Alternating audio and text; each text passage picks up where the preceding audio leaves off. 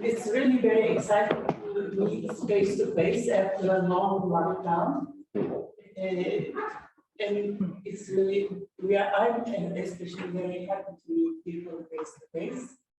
And now I'll open the session, and Tom will make a short introduction of ISCARSAH.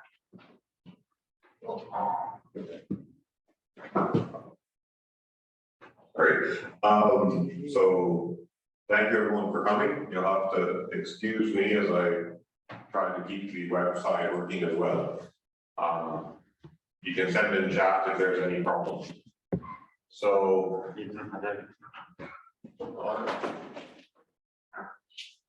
on the screen you have the list of our bureau and the chairs of our various committees. Today we're going to go over the different activities that have been happening and give an update. And there are several spots that open for some of this time. So I think that covers it.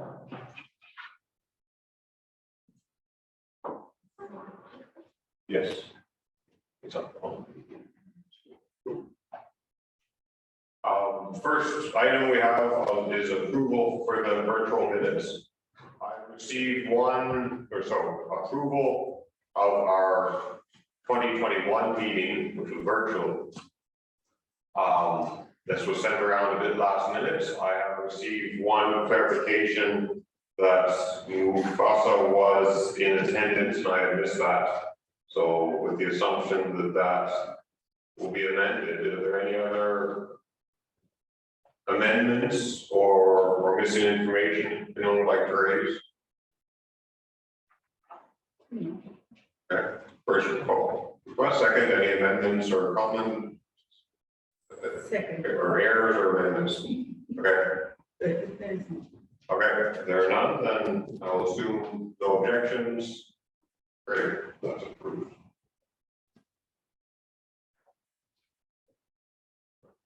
And on that note, the members, I will hand over to Paulo to present. Paulo, you can go ahead.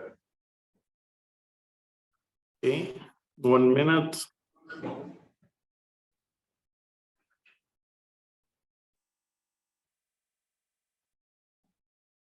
So I'm sharing my screen. Can you see it?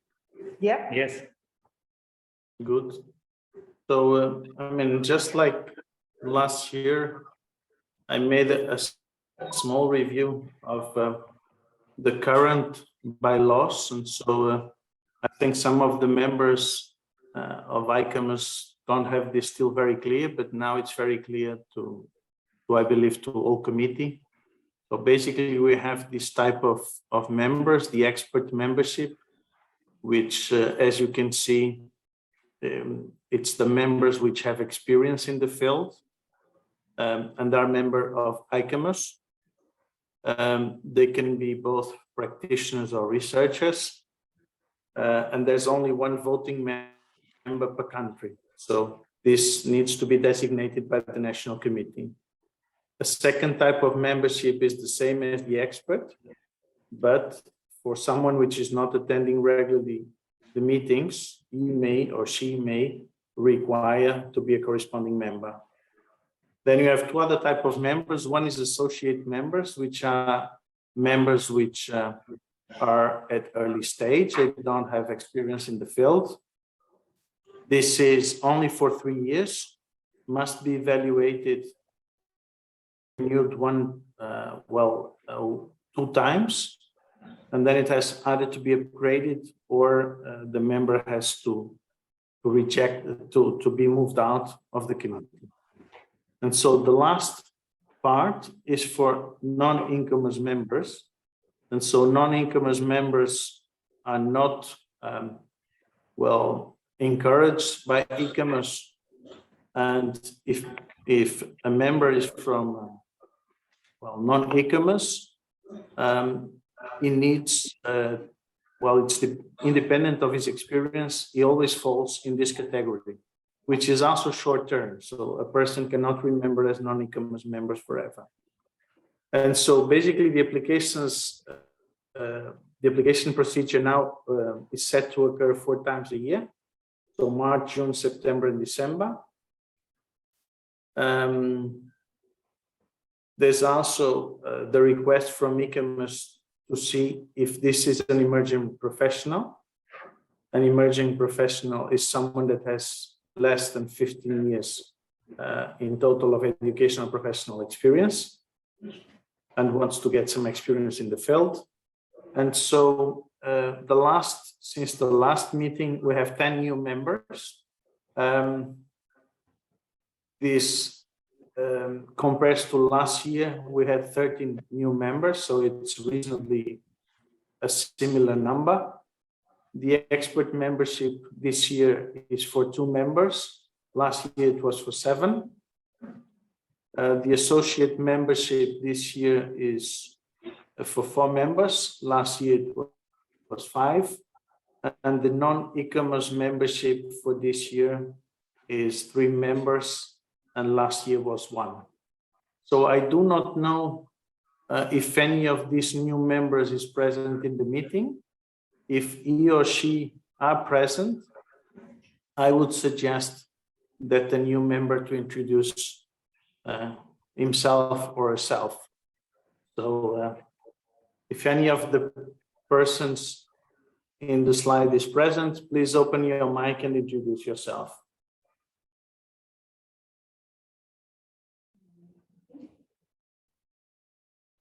I believe no one is present.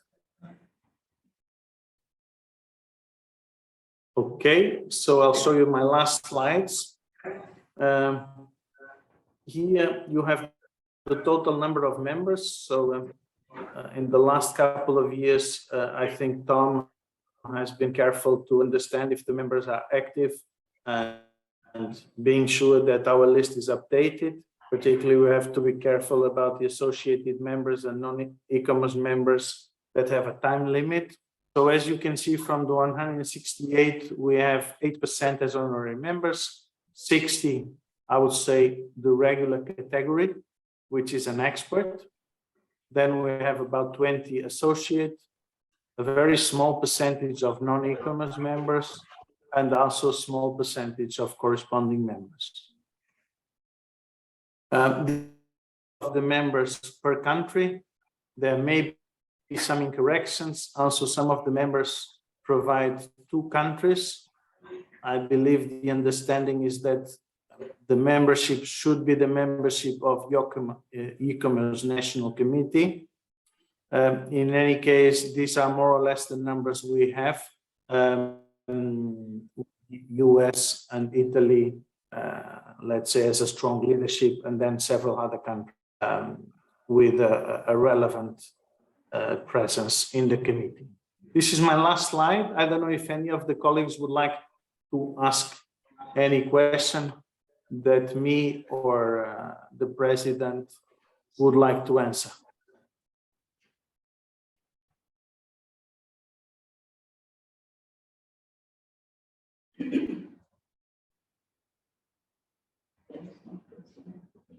I do not see any questions. Not, so maybe we can move to the next point, Tom. Thank you.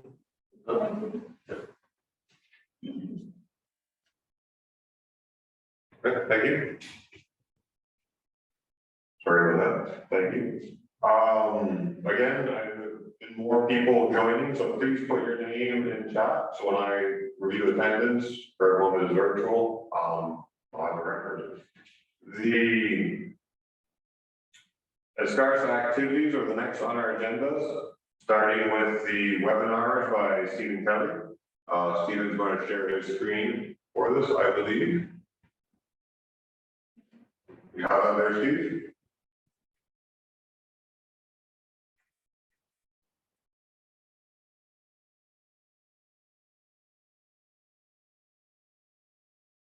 I believe you're still muted. Okay, can you hear me? Yes. Okay. Share my screen.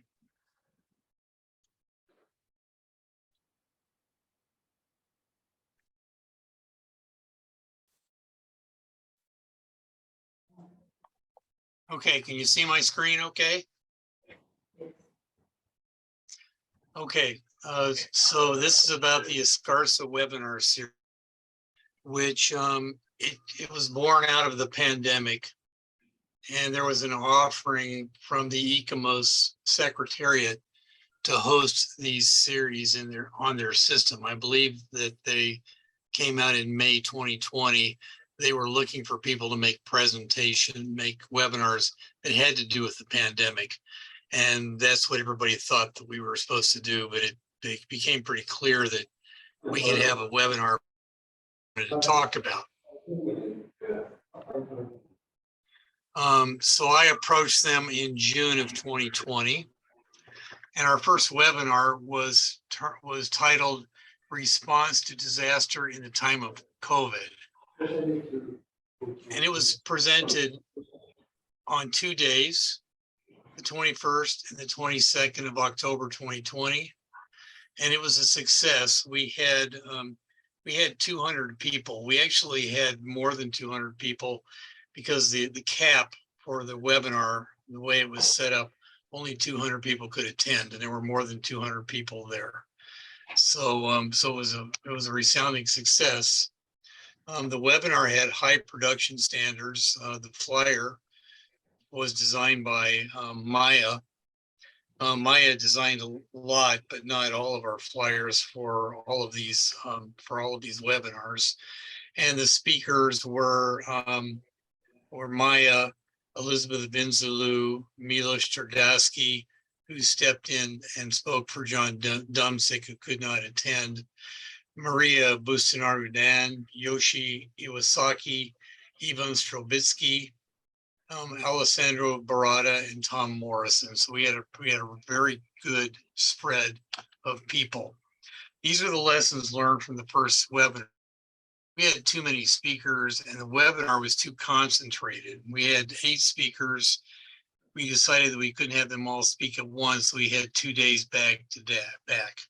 So we decided to limit the speakers and the webinar spacing after this first webinar. And reserving space on the Secretariat system was difficult. And they made us change our dates at the last minute. And so because there was a conflict. So we had to be careful.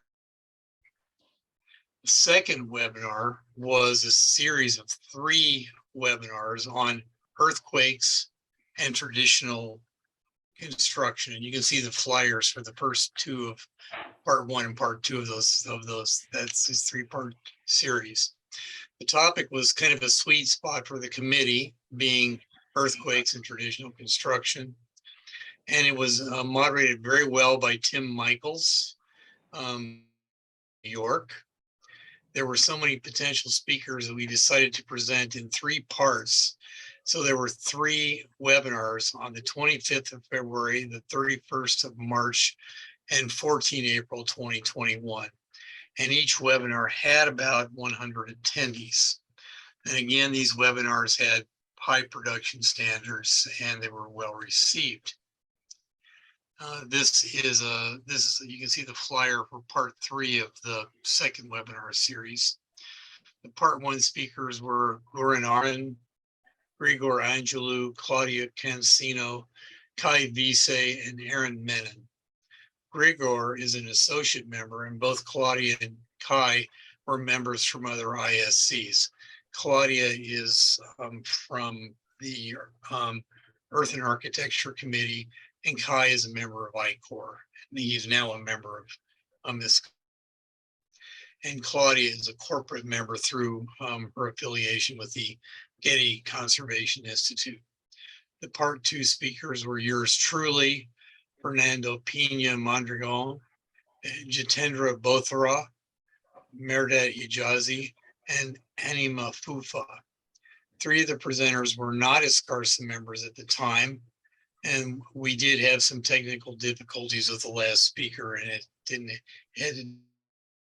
had to do with her connection in North Africa. She's from Algeria. Part 3 speakers were Eugenie Krete, Evan Niels Spear, Eleftheria Sakinake, and Randolph Langenbach. Lessons were learned from this three-part webinar. The three-part webinar is too long.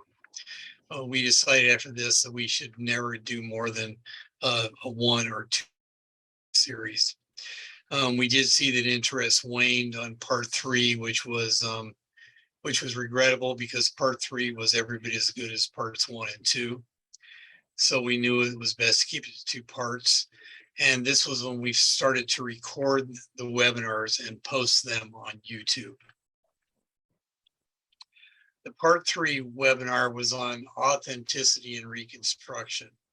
And in this webinar, the planning and execution was handed over to emerging professionals that were members of the committee. And this particular flyer design was done by Sholar Akintundi, who is an emerging professional and an associate member from Nigeria. We made an effort in this series to have speakers from the African continent.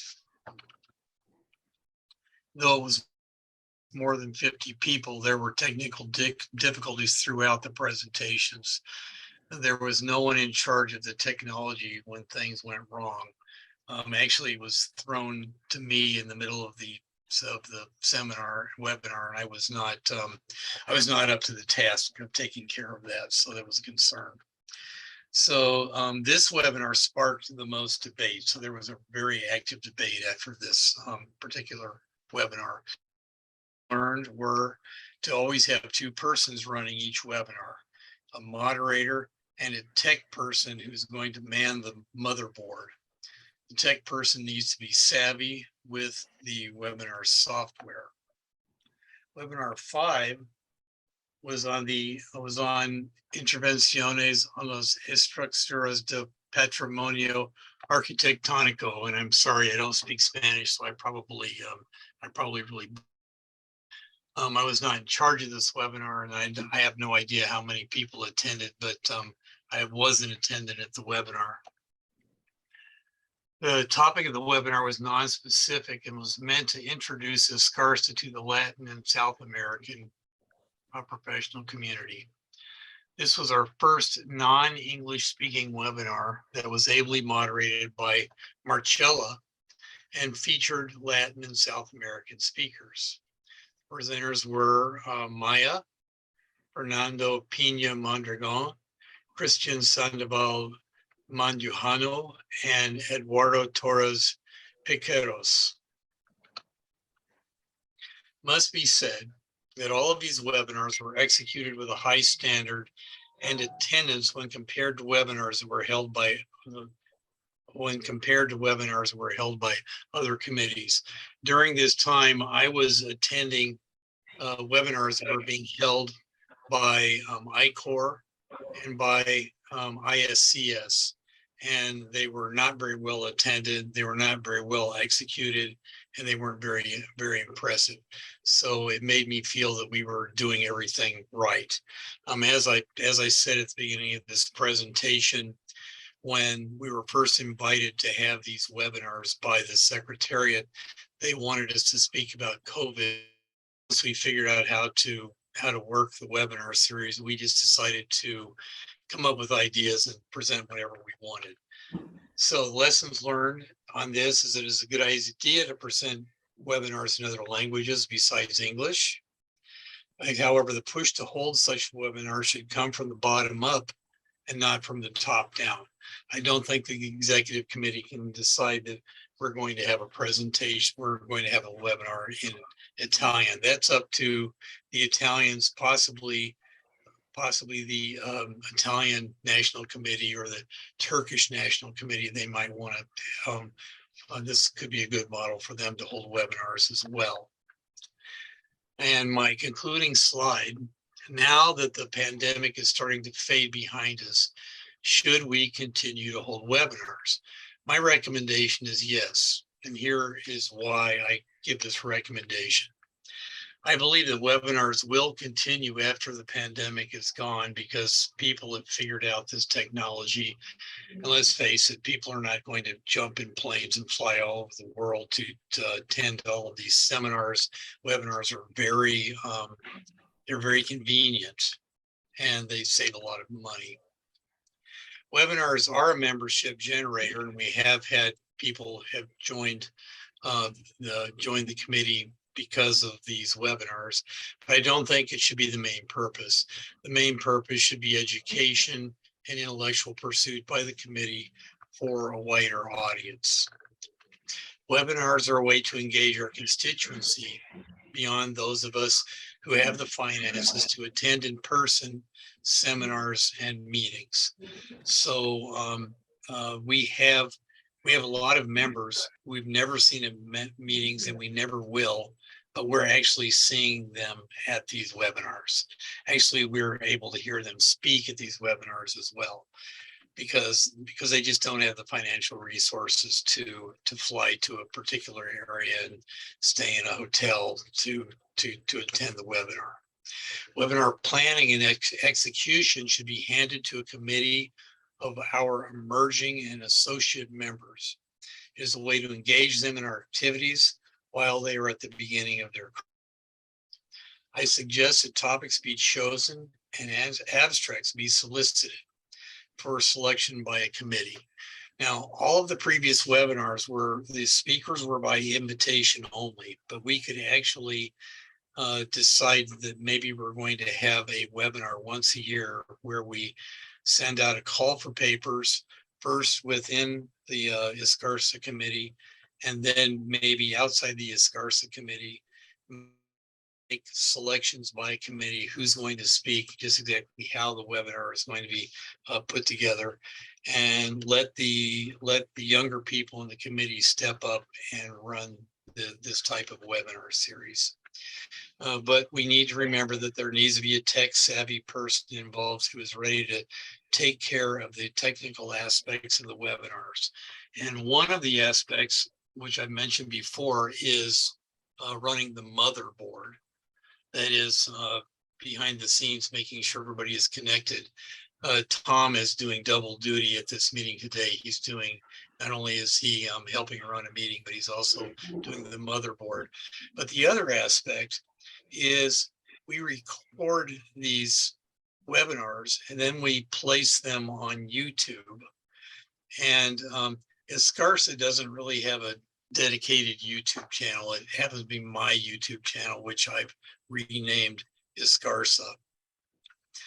But it took a lot of time to prepare these presentations before they were put up on YouTube. So we need to have people who are able to take care of those types of things.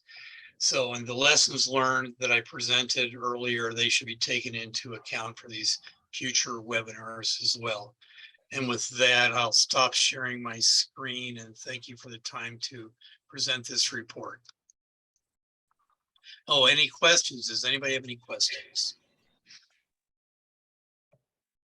There was one question that came up in chat, asking about if the first webinar was online.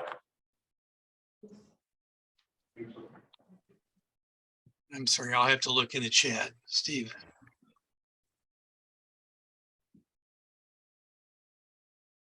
The first webinar was not recorded. We weren't smart enough to do that for the first webinar. We started it with the second webinar series. Not all of the recordings are good. Not all of them were posted online, but we started to record them after the first time. We're still going through a learning process with this, but I think we've got it down pretty well. I don't think I got a chance to mention that I'd be pleased to participate as a webinar committee person to help and administer and deliver webinars where the ideas are generated by others, because I was part of generating the ideas for these webinars, and there's got to be some other topics that we want to cover. Any other questions?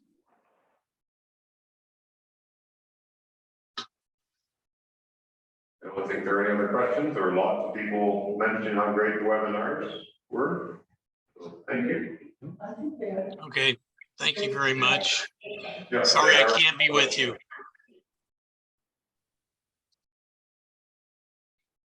I think there are no other questions from the virtual side. Seeing none, we have an update on the national ISCARSAH chapters. Here it is. Yeah, my voice. Oh, here, you can use this one. Here's the book.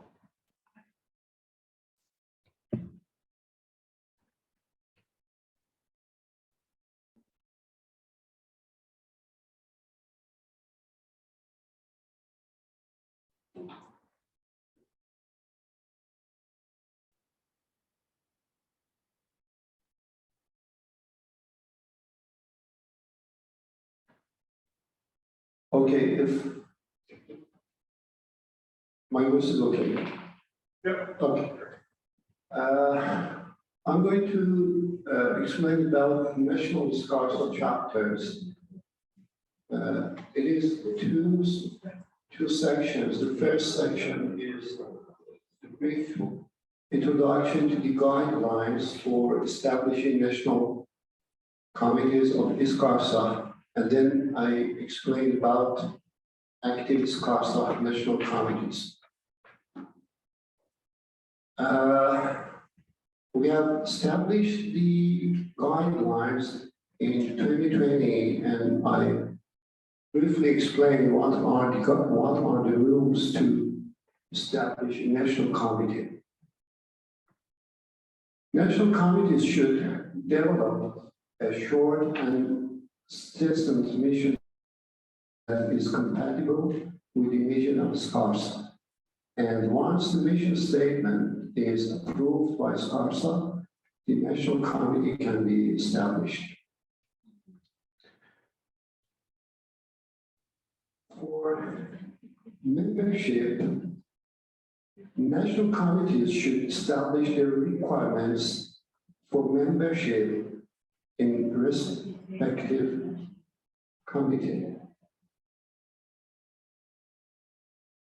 Members of national committees should be vetted by that committee to assure that the applicants meet the established requirements for membership.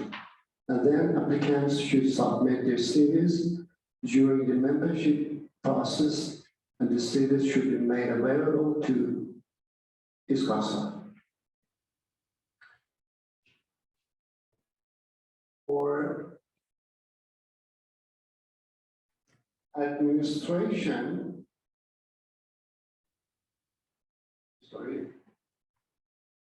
committees can establish their own groups, bodies, which fits to their needs. And then executive members of committees should be appointed by an election. Executive members must be elected from the members of ISCARSAH, which is, and suggested term limits are a maximum of 3 terms, each term being 3 years.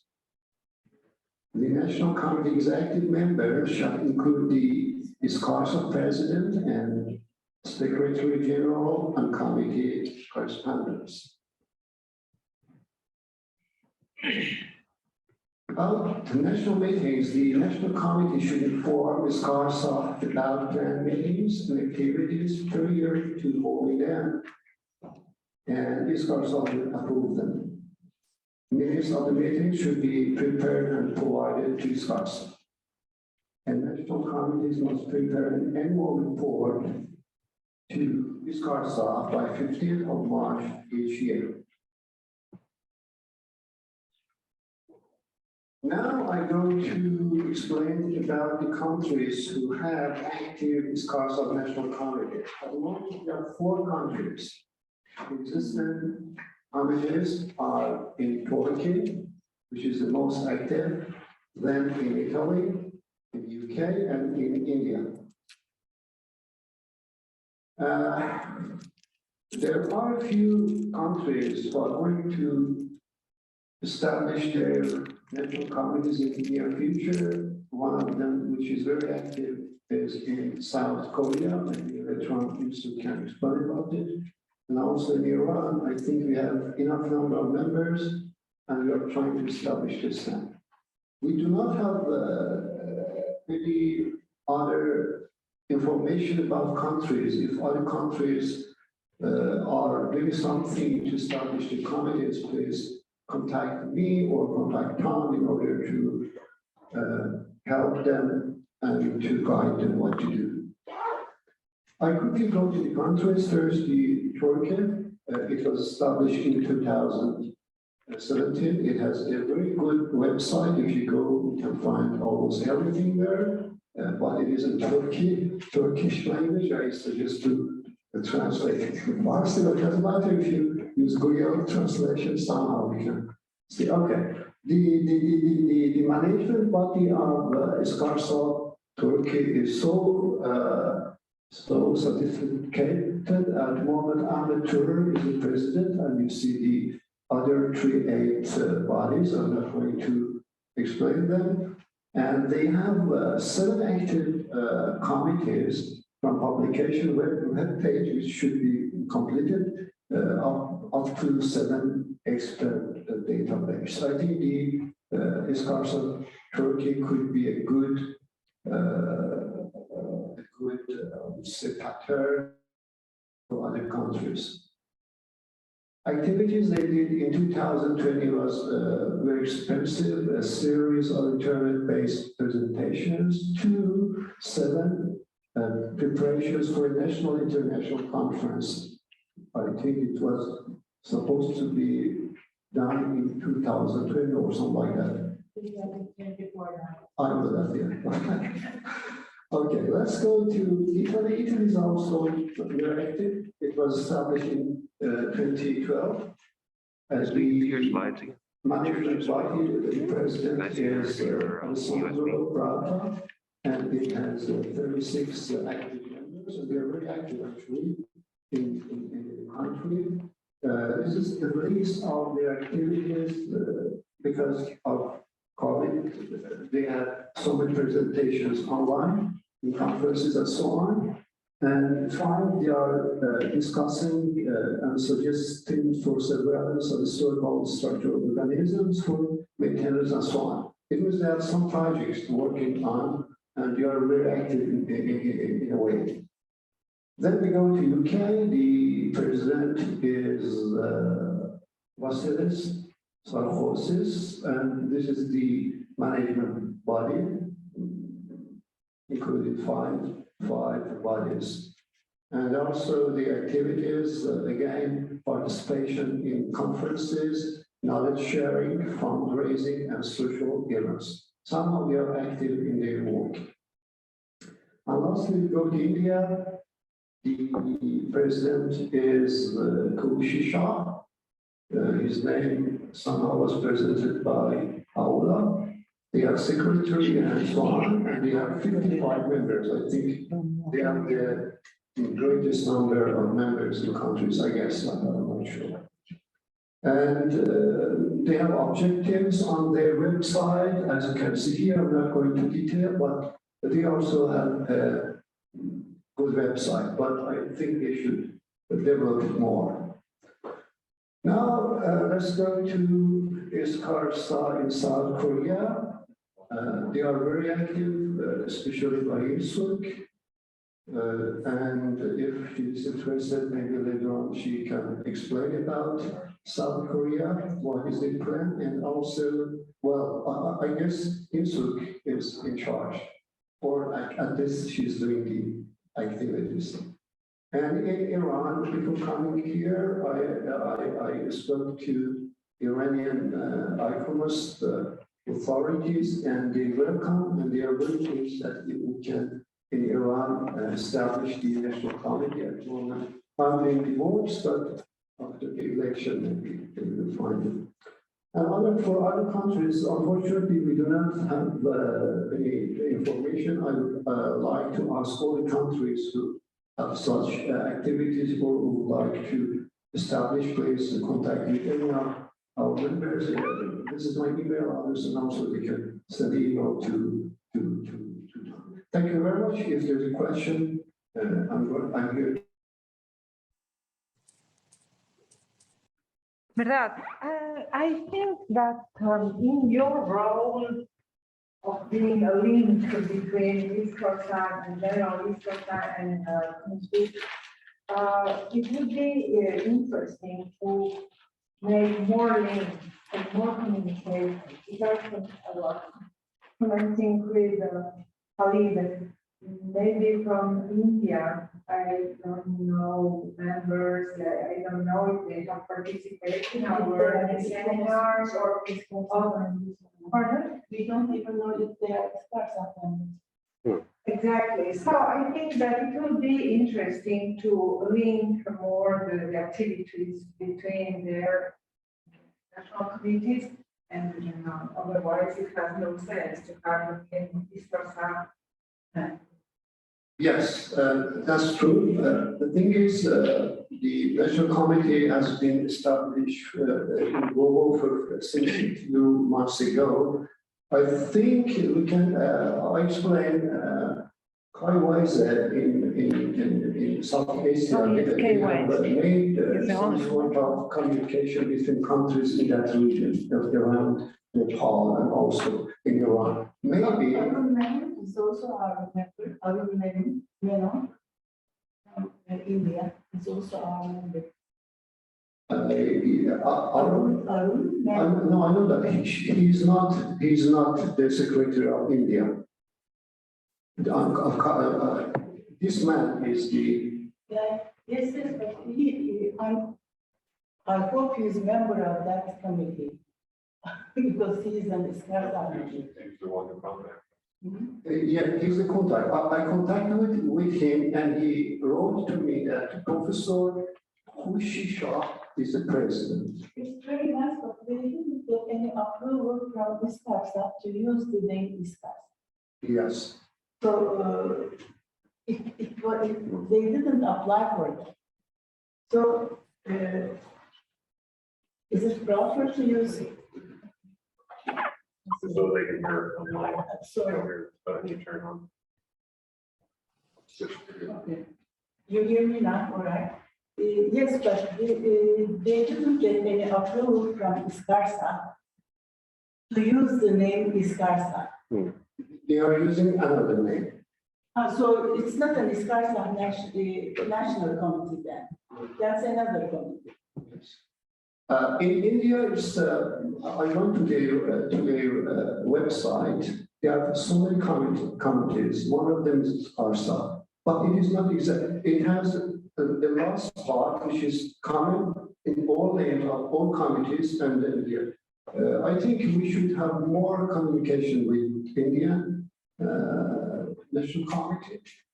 And my suggestion is if the what Turkey is doing at the moment, I think it's a very good pattern if other countries can follow that for election, management body, and maybe I will make such a guideline and send it to these countries to make their activities in a similar way. And maybe in future we might have some regional webinars. I should suggest it to Steve in order to have, in addition to international one, we could have a regional one, and that is what you suggested. Another thing I would like to point is that because this is ISCARSAH is an economic scientific committee, the national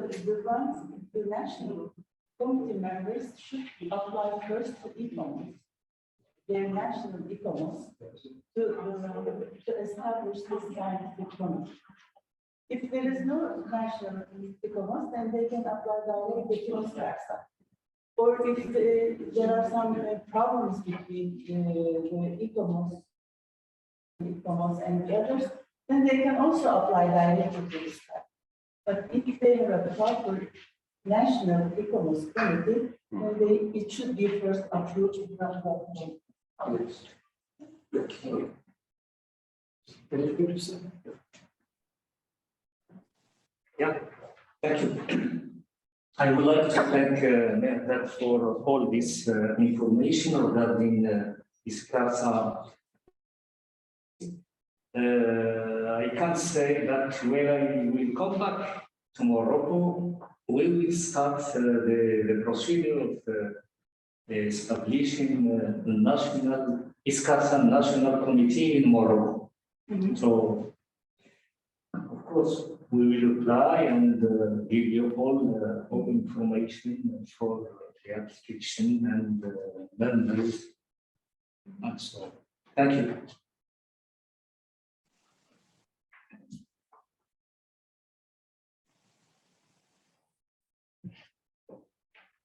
Any questions from anyone virtually?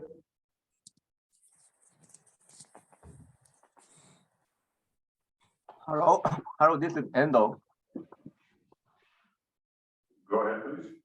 Yep, no, it's not a question, it's just I'd like to inform you. Japan, we just started National Committee of ISCARSAH. So I will summarize what we are doing and I will let you know, but I just like to inform that we just started in Japan. Great, thank you very much for letting us know Japan is forming a national committee as well. Very good. I think there's been some conversation while we're sorting out the microphone saying that we'll be looking at how to help get out more information to our national committees as well. Thank you very much.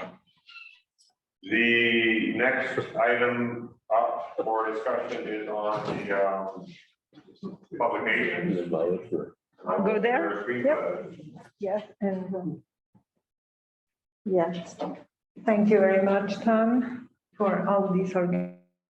Thank you also to INSUB that has made a huge effort to organize this meeting and this workshop in Seoul. Well, what I can say about the publication is that, well, we have the newsletter, as almost most of you know. We have had 24 numbers in 13 issues until 2020 and 20. We have 2 more numbers that correspond to 2019 and 2020 that I was not able to show today because I had a problem. I had prepared it, but with software that it's more updated in my computer at home, and it's old in my computer, in my personal computer, so I couldn't open it to make the PDF, but they are ready. But what is important to say is that we have stated some years ago here in Seoul, and we have asked that all the members submit at least once, well, not once a year, but once every 2 or 3 or 4 years, an article, a contribution. It doesn't have to be a scientific report. It can be also some news about activities that are held in their country, or topics on interest of all the members of ISCARSAH. That's important to give continuity to the newsletter, because when I receive 1 article, and that is not enough to prepare a new number. So I really invite all the members of ISCARSAH to submit contributions. So that will permit the continuity of the newsletter.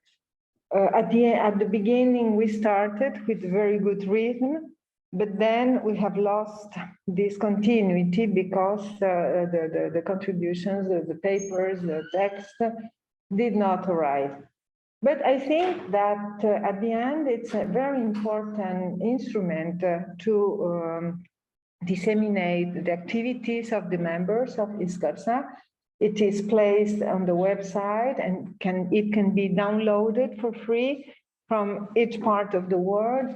I recommended in very special way. For instance, for all my students, I see you can download all the numbers of the newsletter and have it in your computer, because maybe you can have some interesting article that suits for your work, for your studies.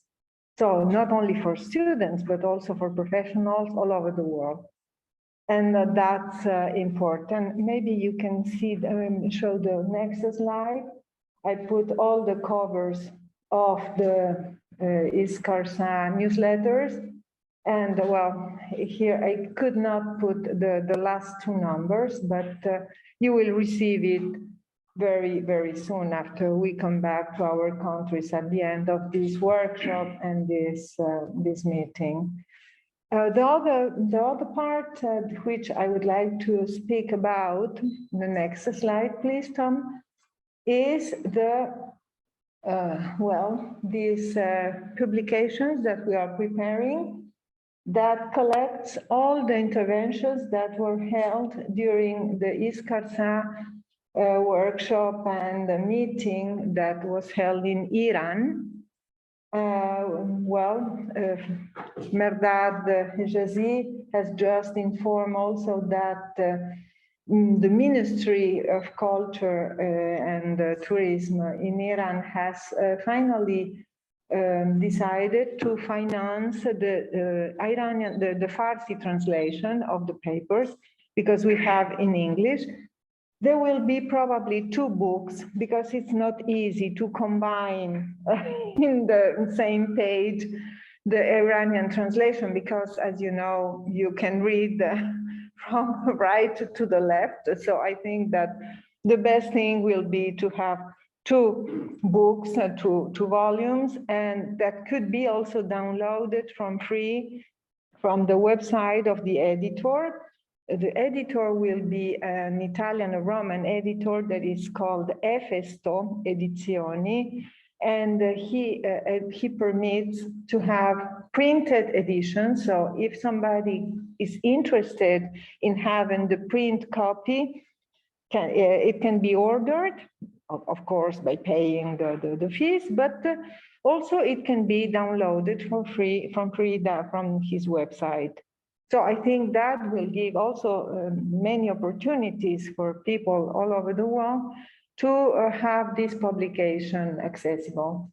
So this is the cover, one of the proposals. Of course, this will be the last thing that we will decide. There is one more slide, Tom, another proposal for the cover of the publication.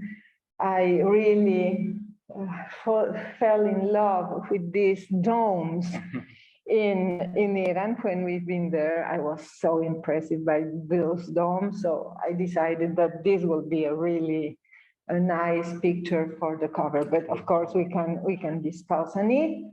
And so I just wait for news from Mehrdad to know.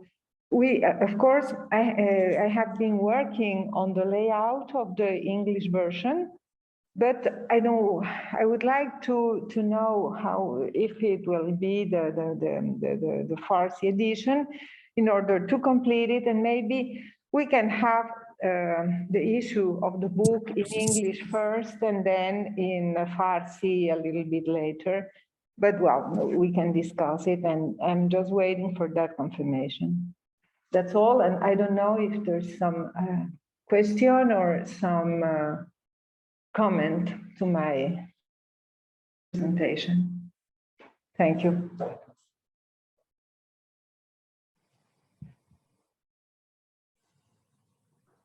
Any questions from the online audience?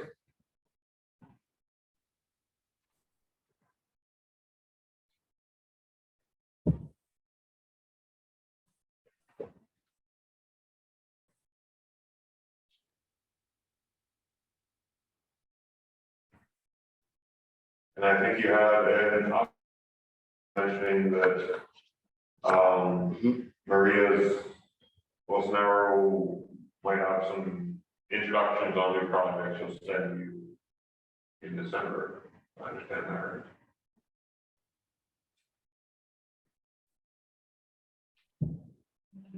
idea. She will send or she has sent? She will. She will. December, I think it says. Okay. Speak up if I'm mistaken or not. And just to note, I can't actually see everyone on camera that well, so you have to speak or put stuff in chat. Okay, well, thank you very much.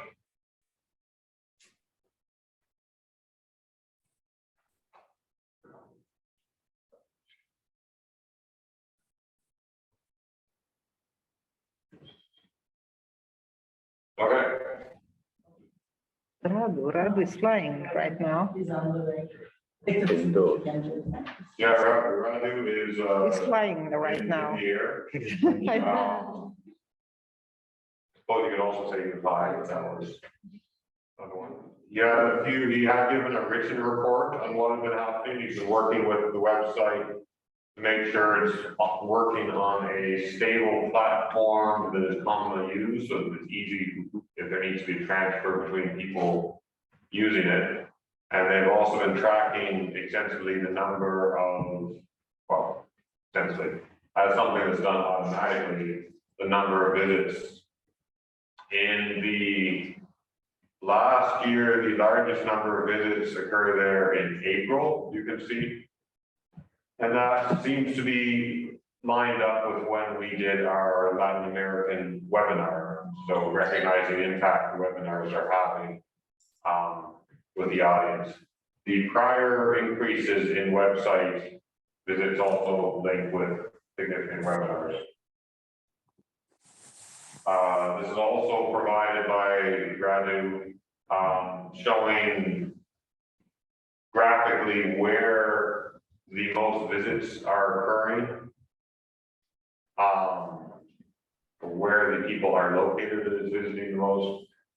So as you can see, we're actually getting a lot of visits out of Mexico, out of Korea, out of Italy, and then the United States and Spain and India, Canada looking in there as well. So we definitely got a global spread from what he's been able to track. Oh, China. Again, I apologize I cannot speak to this extensively, but some of his conclusions are that for the next period, it'll be best if we can increase the posting rate, as well as coordinating with social media. And so now we just need content, whether it's for the website or for the social media feeds. This continuous updating of information on the site does help increase the number of visits our site is receiving. And we are still hitting some challenges in updating the member list on the website and the member contact information. This had traditionally been done, but is, there's a specific standard that he's referenced in his report that we want to watch on privacy and other things. We can take any questions on the website, but I'm not sure that I can answer any. Are there any questions?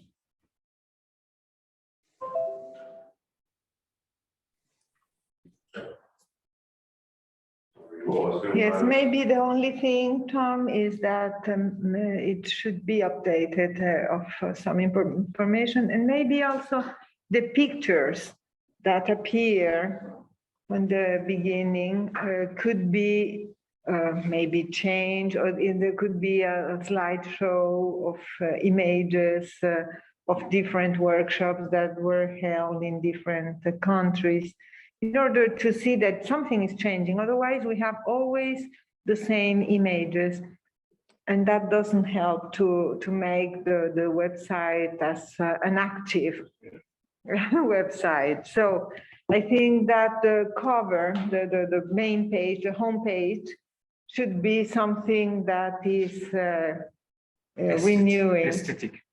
Yes, aesthetic, yes, because there is a very nice picture of the meeting in Acropolis, but that was many, many years ago. And many things have happened. And I think that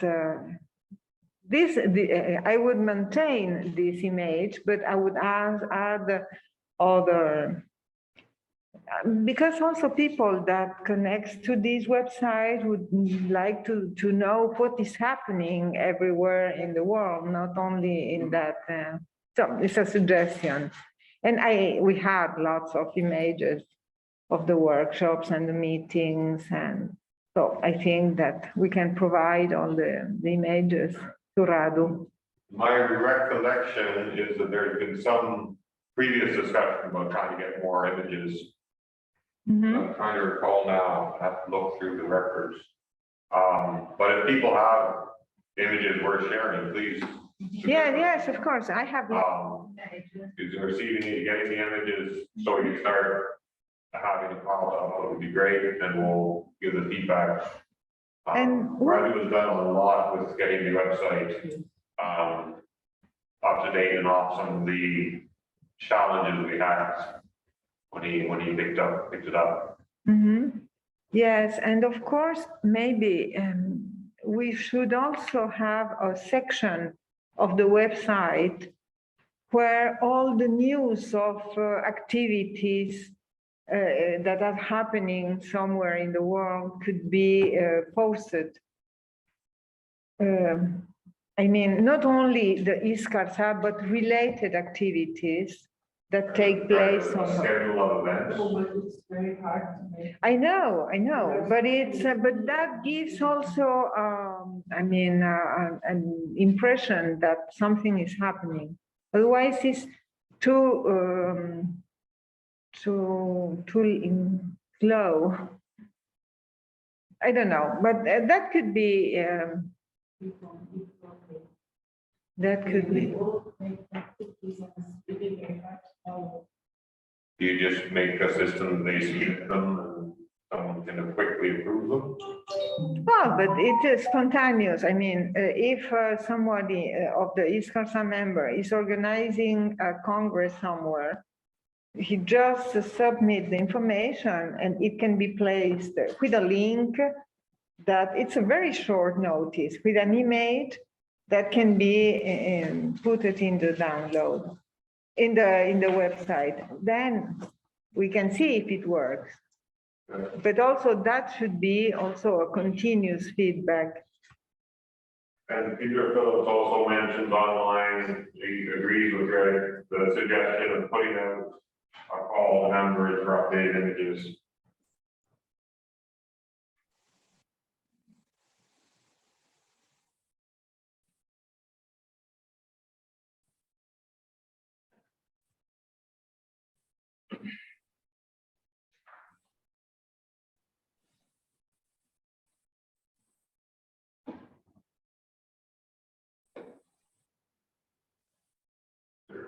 So I'll make sure I don't repeat that. Would you like to speak on the expert database? Tim is not able, has not made it online, I think he came up. Would you like to speak to it or? Okay. So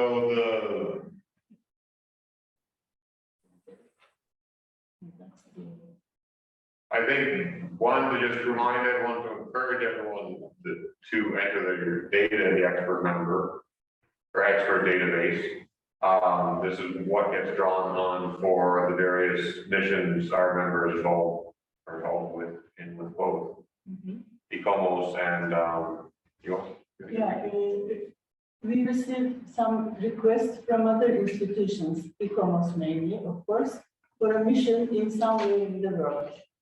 So expert database is very useful to find the proper person who is working on the requested project. So please keep your information in this expert database. Even if those information has changed, you may again write from the beginning, and we will take into consideration the last entries you made in the database. So today we'll have one of the presentations who had that mission through expert database. We had another mission. Doesn't give permission to make a presentation because the work is not finished yet. But afterwards, he will make that the presentation. So it's really very useful if you enter your information in the expert database. Are there any questions? Also note, since we've moved it online, we're up to about 98 of our members have filled it out. We have more than 98 members, so hopefully that number can continue to increase. I do not see any questions virtually or in person.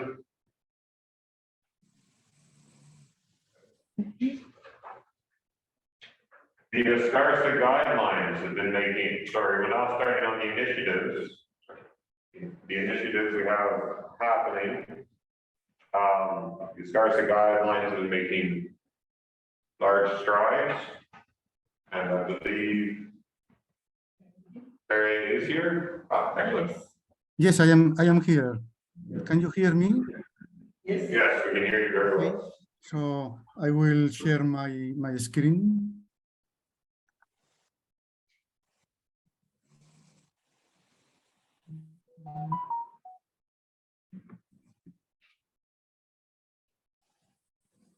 Can you see the PowerPoint? Yes. Okay, so first of all, I would like to say thank you to INSUC and the organizers for organizing this meeting, which is being very successful, of course, with many participants. Also, I should say that I am sorry for not having been able to come to Seoul. In any case, I am very grateful for the possibility to participate remotely and make this introduction to our work with the guidelines. So let me say something about the guidelines and the present stage of the document. As you know very well, the main output of the committee so far has been perhaps the principles for the analysis, conservation, and structural restoration of architectural heritage that were approved by ICOMOS in 2003. The committee had been already working in a set of guidelines that should assist any technician or expert in the application of the principles, but they were not submitted to ICOMOS and therefore could not be adopted or approved by ICOMOS. More recently, in 2006, in Leuven, we considered the possibility of updating or even preparing a new document, a new set of guidelines, again, to assist in the application of the principles. And a committee, a subcommittee or subgroup was created in order to start working in the. Let me recall the main purposes behind the new guidelines. As I have said, of course, they should assist in the application of the principles in real practice. Another important idea was to align the new document with the ISO 13822 document on the structural reliability of existing structures, and particularly with its Annex I on heritage structures. It is perhaps interesting to recall the fact that the Annex I on heritage structures of ISO 13822 was actually developed with significant participation by members of ISCARSAH. With the new document, we also wanted to update the document with new concepts and definitions to address and provide some clear ideas on some critical concepts, such as minimal intervention. And of course, working in the document, in the new guidelines, should be an opportunity for discussion and elaboration. And actually, the new guidelines have been created very significant interest within the committee. We have received many contributions, many comments and contributions from many different members of the committee. So the subgroup was appointed in 2016, and it has been working since then in the guidelines, even if most of the work has been done during this last year. The task group includes Gorun, Donna Friedman, Mustafa, Umo, Stephen, Androniki, Miltiades Fezans, Claudio Modena, I myself, Margarita, Daniel Torrealba, and Eli Vinceleu. There was a meeting in Barcelona in March 2019 with large participation. Many colleagues came to Barcelona for this meeting. This was a very fruitful meeting, with very interesting discussions, which allowed to improve significantly a first draft of the document. Later, and especially during 2022, we have been having some online meetings. We had online meetings to discuss on the guidelines in December, January, March, April, and June. Those have been also very interesting meetings with very interesting discussions, with many interesting contributions. This has allowed to significantly review and improve the document subsequently after every meeting. The document is at present in a very advanced stage, and I think I can say that a final version submitted by the committee will be very soon available for the consideration of all ISCARSAH members. So let me just introduce shortly the organization of the document, the contents of the document in its current version. It includes a first chapter, general criteria, in which we discuss some important concepts, as in particular, the minimum intervention. Then we have changed significantly the previous draft of the document regarding the way in which the different phases of the study are introduced. At present, we distinguish among 4 different phases. They are called anamnesis, phase concerning information, investigation and research for acquisition of data. Second, diagnosis and assessment of structural performance, in which we carry out diagnosis, in other words, identification of damage and decay causes, and structural performance characterization at the current state of the building, along with identification of intervention needs. The is that of therapy, in which the interventions are designed, while their efficiency is also assessed. The 4th phase is that of quality control and monitoring, in which quality control checks are carried out and monitoring campaigns are implemented during the execution of the intervention and also after the intervention, in order to verify that everything is working according to the initial expectations. Initially, some possible annexes were also proposed. However, they should still be developed. So that's mostly, let's say, future project, a future possibility to enrich the document with some possible annexes. For a first version of the related among all members of the committee, we will not consider including annexes except for a possible glossary and a possible document allowing engineers or architects to apply the document, a checklist annex, in fact.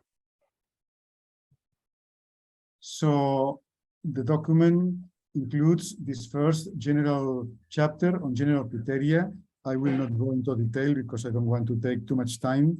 Moreover, I'm going to present the guidelines in the present condition tomorrow.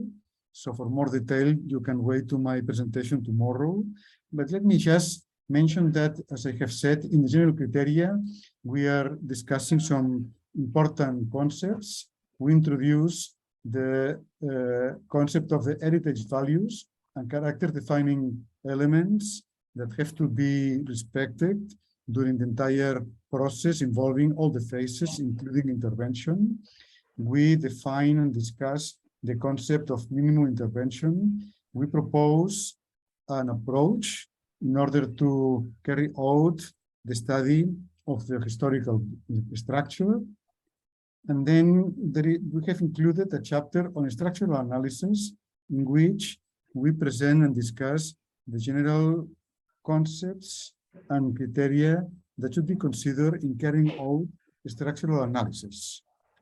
The chapters on anamnesis, diagnosis and assessment of structural performance and therapy follow. In the therapy chapter, for instance, we discuss the intervention criteria, discuss how to apply them in real practice. We introduce a new concept called reparability, or pro and post natural disaster maintainability. We propose an engineering approach for the design of intervention. And then, and that's very important, we discuss on the evaluation of the impact of interventions on heritage values. Actually, the entire document discusses continuously the fact that an intervention will have an impact on the heritage values, and the fact that this impact should be minimized to the extent possible. And here, in this section on the impact of interventions on heritage values, we propose some criteria in order to distinguish between low impact or moderate impact or high impact interventions. The chapter on quality control and monitoring follows, and the document ends with a chapter devoted to the explanatory report, in which all the main hypotheses considered during the study, all the decisions taken by the multidisciplinary team are discussed. So to finish, let me just mention some important concepts in the guidelines. The document is based on a multidisciplinary, multi-level, broad approach, which is based on the combination of different activities or approaches, including historical research, inspection, monitoring, structural analysis. The minimum intervention is the main target of the entire envisaged process. The document is essentially oriented to assist any technician in deriving minimum interventions. We insist in the need to identify and investigate the heritage values, and then in evaluating the impact of any possible intervention solution on the heritage values. And we propose an engineering approach for the identification of minimum interventions. So that's all for the moment. Thank you very much for the opportunity to introduce the work of the subcommittee and the present stage of the guidance. Thank you very much. If you have any question, of course, I will be pleased to answer to it.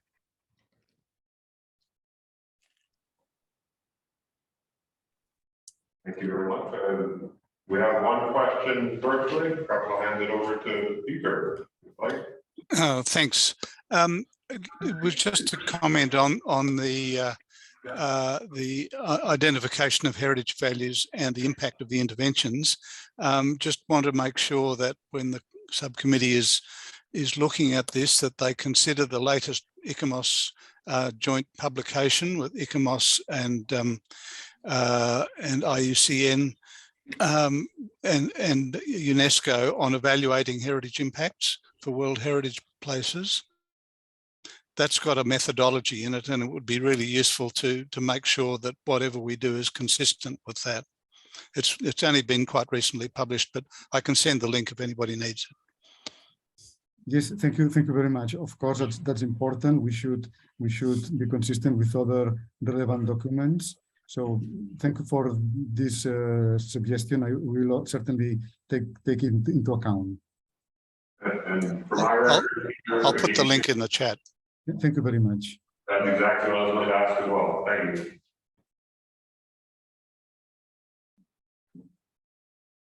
I believe there was a note from Kai. And I lost what it was. More presentation discussion of some points. I'm not sure, Kai, if you'd like to elaborate on that.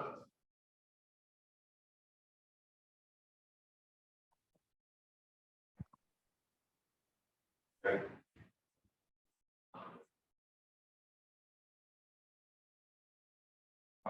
We have an update from our chat. Oh, the Kai there. Do you want to elaborate? It really would be interesting to discuss some of these issues, which I think we've all been discussing it over the years, and putting it together in these guidelines is really an opportunity to review some of the things that have been going on in the specific contexts. For example, I've been working in Kathmandu. We've been discussing this over and over again, and it would be really interesting also for me to sort of try to understand it in a broader context of these guidelines, but then also maybe, put some points to discussion, things that we've been going through over the last 5, 6, 7 years. So if any kind of presentation and discussions could be organized on this, it really would be. Thank you. Thank you very much. So I hope that we will be able to circulate the document very soon. And of course, then the discussion will be open to the entire committee, and we will be very pleased to receive any possible suggestions or possible contributions to further improvement.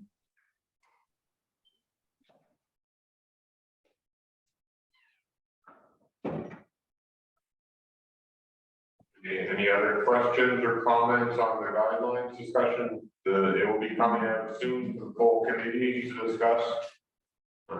There'll be a process, I presume, that everyone will give feedback and also thank you. It was mentioned somewhere in the chat. Thank you, Carol. Taking everyone to the guidelines of the national committees instead of the current guidelines we have. We're updating.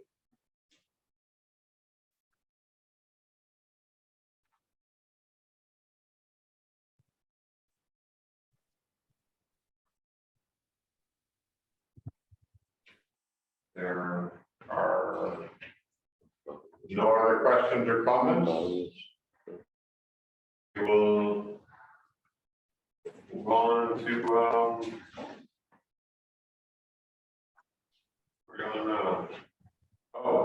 for upcoming events, we've got one noted for a proposal for the 2023 meetings. I will hand it over to Yohe in a second to present that, and then I'm going to open the floor just to see if there's other events generally that should be aware of or for discussion on that note.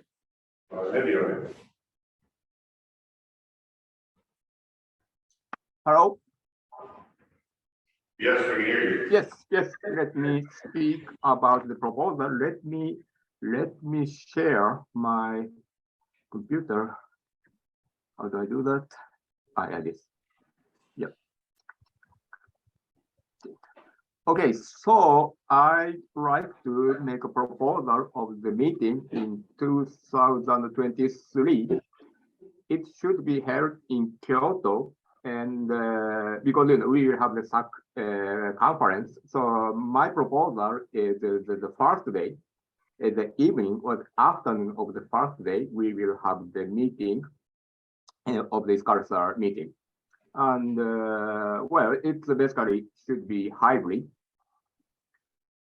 The agenda is I just copied and paste from the other meetings, including this one. So I'd like to discuss the first, are you happy with the date, the 12th? And another thing is, of course, like any other meeting, I will organize the dinner after the meeting. And one thing I have to add, maybe you are wondering, where is Kyoto University? So you can find it here in the link. Actually, it is here. And if you go to here, travel information, transportation between airport and station. So once you arrive at the Kansai airport, it's the nearest airport from the Kyoto University. Which one? September? September. Is it okay? 13th, 14th. Okay. So from the airport, you take the train and you can get to the Kyoto. And also from the Kyoto, I put the map how to reach the conference venue. So here, we will have the meeting. And if you are how to get here, or this, web page is not good enough, please send us a message. Here you have the contact address. So please send us a message and I will explain to you. Okay, that's it. And we have the where is it? No. Program. Here's the program. So what I'm saying is I suggest that we will have the meeting here first day afternoon during the session of the SAC conference. Is it okay, or would you prefer another day? Or even it is okay to have one day before, like September 11th. It is also an option. So please let us know. Let me know. What do you think? Tom, that's all. Okay, thank you. So as Diana is mentioning, the 2023 Structural Analysis of Historic Constructions Conference will be happening in Japan. And he is reviewing what we could do for having our annual, or how the schedule can work, and that's what the program, I believe, are you the organizer for it? I always get mixed up for the SAHC conference. Well, it's the in-person conference, and I'm not considering it the virtual presentation. Yes, in person, yes. All right. So yeah, just the opportunities there. I see a few things have come up in chat as well. Okay, some were mentioned on other upcoming events. Do you want to?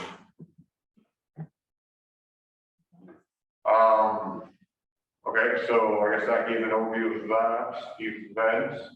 The other upcoming events in chat, it was mentioned about the 2023 ICOMOS General Assembly that will be in Sydney from the 31st of August to the 9th of September. Yes, which is just before the SAHC conference. Yeah, immediately before the SAHC conference is the ICOMOS General Assembly. And is mentioned by Peter Phillips that there should be an ISCARSAH meeting there along with the other international scientific committees. And that the whole group could travel to Kyoto from Sydney. Did you want to comment any further, Peter, on that? I don't think so. I mean, it's usual for every ISC to have at least a meeting in association with the General Assembly, and we have set aside provision in the program and rooms for all of the ISCs to meet. We would also like the ISCs to participate in the, there's a kind of a ISC forum where all the ICOMOS members who aren't yet members of ISCARSAH can come and talk to you and your colleagues and find out what wonderful work we do, along with all of the other ISCs, of course. And look, it'll be a terrific General Assembly. The first time we've been able to get together in person for 6 years. So I encourage you all to come. The only other thing I would say is that super early bird bookings are closing on the 31st of August, which is in 2 days' time. So if you're interested in coming and you want to attend the gala dinner for nothing, put your get onto the website ICOMOS GA 2023 and do your registration. But I think it is important that ISCARSAH has a president, the GA. As I say, I don't want to get in the way of the Kyoto meeting because it's, you know, it's one group of structural experts in a structural conference, which I think is important. So what you might choose to do is to have a brief annual meeting in Sydney with possibly presentation or something, and save the, if you like, the meteor meeting, if you want to do that for Kyoto. Anyway, something to think about. I think in the new hybrid world, there might be many opportunities. Before bringing it around for discussion, it may be worth just hearing what other upcoming events there are. Are there other upcoming events people would like to put on the table or make everyone aware of?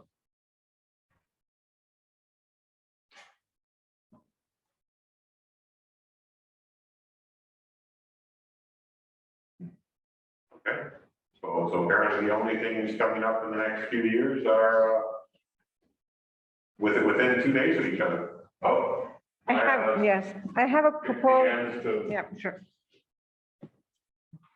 We have already talked about it in the previous meeting, but it is not yet defined. But my was to organize something like a seminar. I don't want to call it like a congress or a conference because it sounds very. But as president of Docomo Italia, I thought about organizing a meeting in Perugia at the University of Perugia in the Faculty of Engineering, where there is a course on for architects and engineers that are quite interested in organizing something that leads to the conservation and interventions in architecture of the 20th century. That have obviously value or status of special architecture, how to intervene, how to manage with the new buildings. And that should be organized next year. We have to define it. And of course, I have to work on it with the faculty and with Docomo Italy in order to, to make a proposal, a more concrete proposal, because many of the members of ISCARSAH have dealt with buildings of the 20th century. And I think, remember that Stephen has worked a lot with the United States with studying analysis and interventions, monuments that are buildings that are monuments of the 20th century. So I will have, I have to prepare it very soon and maybe submit to at the beginning only to the board and maybe then also to disseminate all the members of ISCARSAH in order to collect the suggestions, but also like a call for papers or call for intervention for that seminar to be organized next year in Italy. Perugia, Rome, or both maybe one day in Rome and one day in Perugia, with some visits to interesting one. Also part of the activities of the seminar.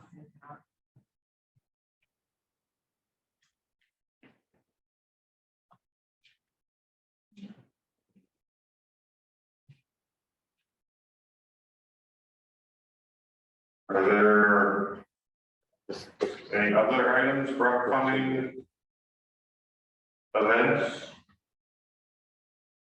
Okay, guys, is there on those? We've got a few coming up for 2023. Potentially Italy in December, and there's definitely the almost GA August, September, and the September SAHD conference. I think it's open for discussion.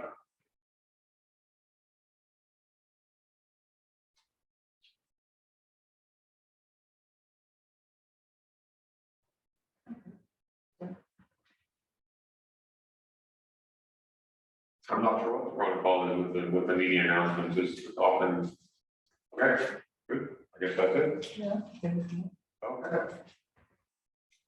Well, there we go. We'll see how we're involved with everything.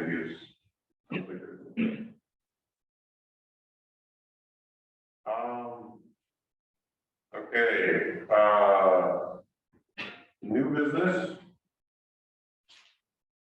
I think the first item I have on new business, anyone can submit if they have new business in chat or just raise their hand. The second, the first item was on interns. Yeah.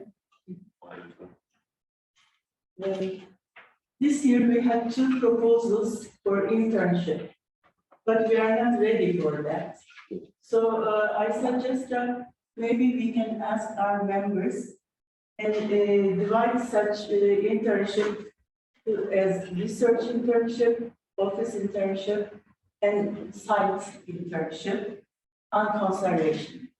So if our members accept to receive such internships are around 1 month up to 3 months, and they are funded by their institution. So it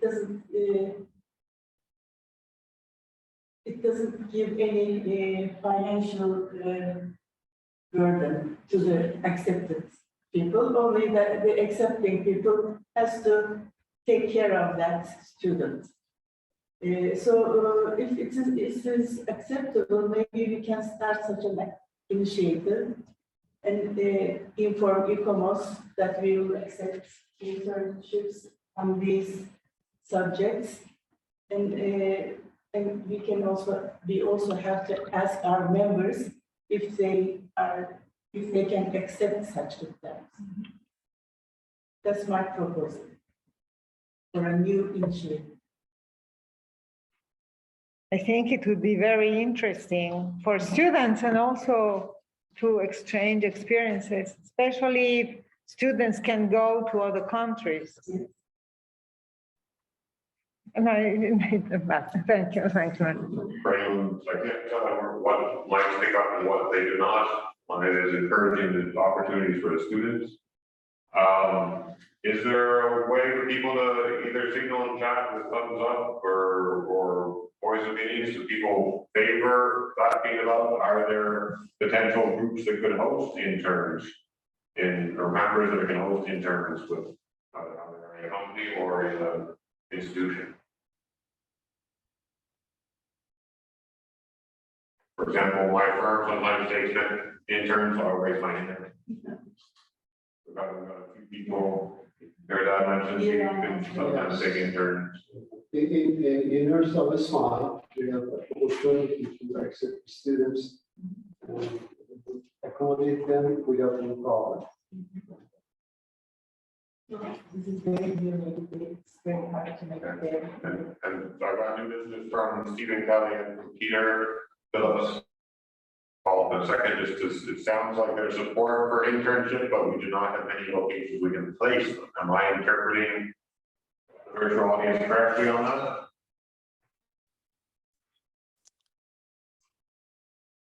Okay.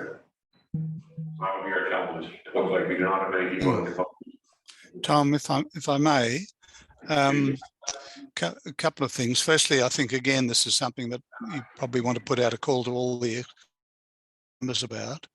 And the second thing is that there is quite an active program being organised by the Emerging Professionals Working Group about mentoring. And it seems to me that this would fit right in to that program, so that if ISCARSAH can contribute to the ICOMOS broad-based mentoring program particularly for emerging professionals, then that would be really valuable. So, you know, again, I can put you in touch with the organisers of the Emerging Professionals Working Group, so you could take that discussion further. We have Tim Echols, always pronounces wrong. Tim is a chair. We're also the expert database, but he shares a role in his involvement with the emerging professionals. So we're trying to develop that connection. Okay. Steve, did you have another comment? I saw your hand go down.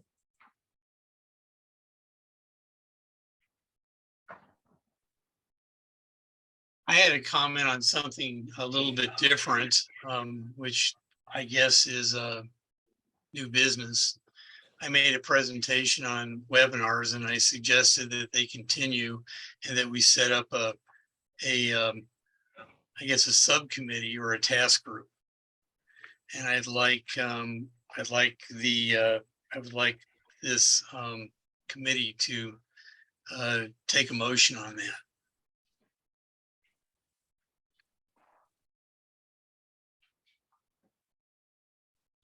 So just to clarify, you're looking for a motion to create a specific task group for webinars? Yes. Does anyone second the motion? And it doesn't have to be people that are in this meeting right now, because there are a lot of people. I would like to get some of the associate members involved. If with a motion, I'd feel comfortable with sending something out on the listserv and soliciting to set up a task force. Okay, excellent. Would someone second the motion? Oh, Kai seconds it. Excellent. Any discussion on the motion?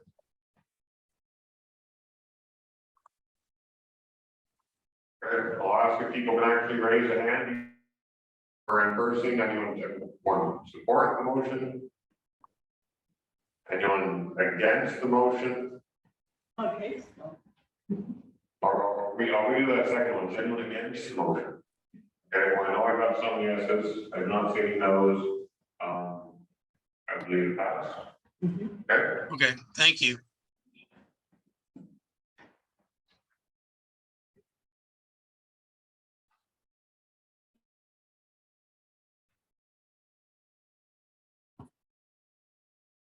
That's been one of the fastest motions I've ever seen. 15 minutes. I apologize, time got away from me. We'll have to keep things moving. And we're about to move into presentations. We're going to take a quick break, but we may not have time.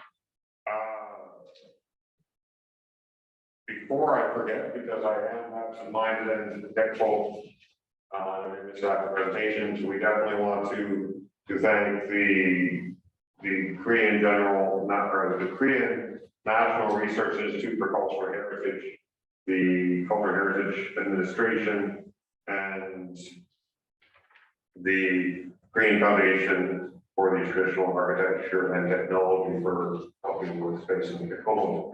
Sorry, I almost forgot that one for a meeting. And on that note, we have 4 presentations that we have in our agenda. We will try to keep them quick. And if time is tight, I may drop off mine. But we'll start with a presentation on the ICOMOS mission to the railways. I believe you're online. You're able to. If I apologize, I'm not sure that I can pronounce your.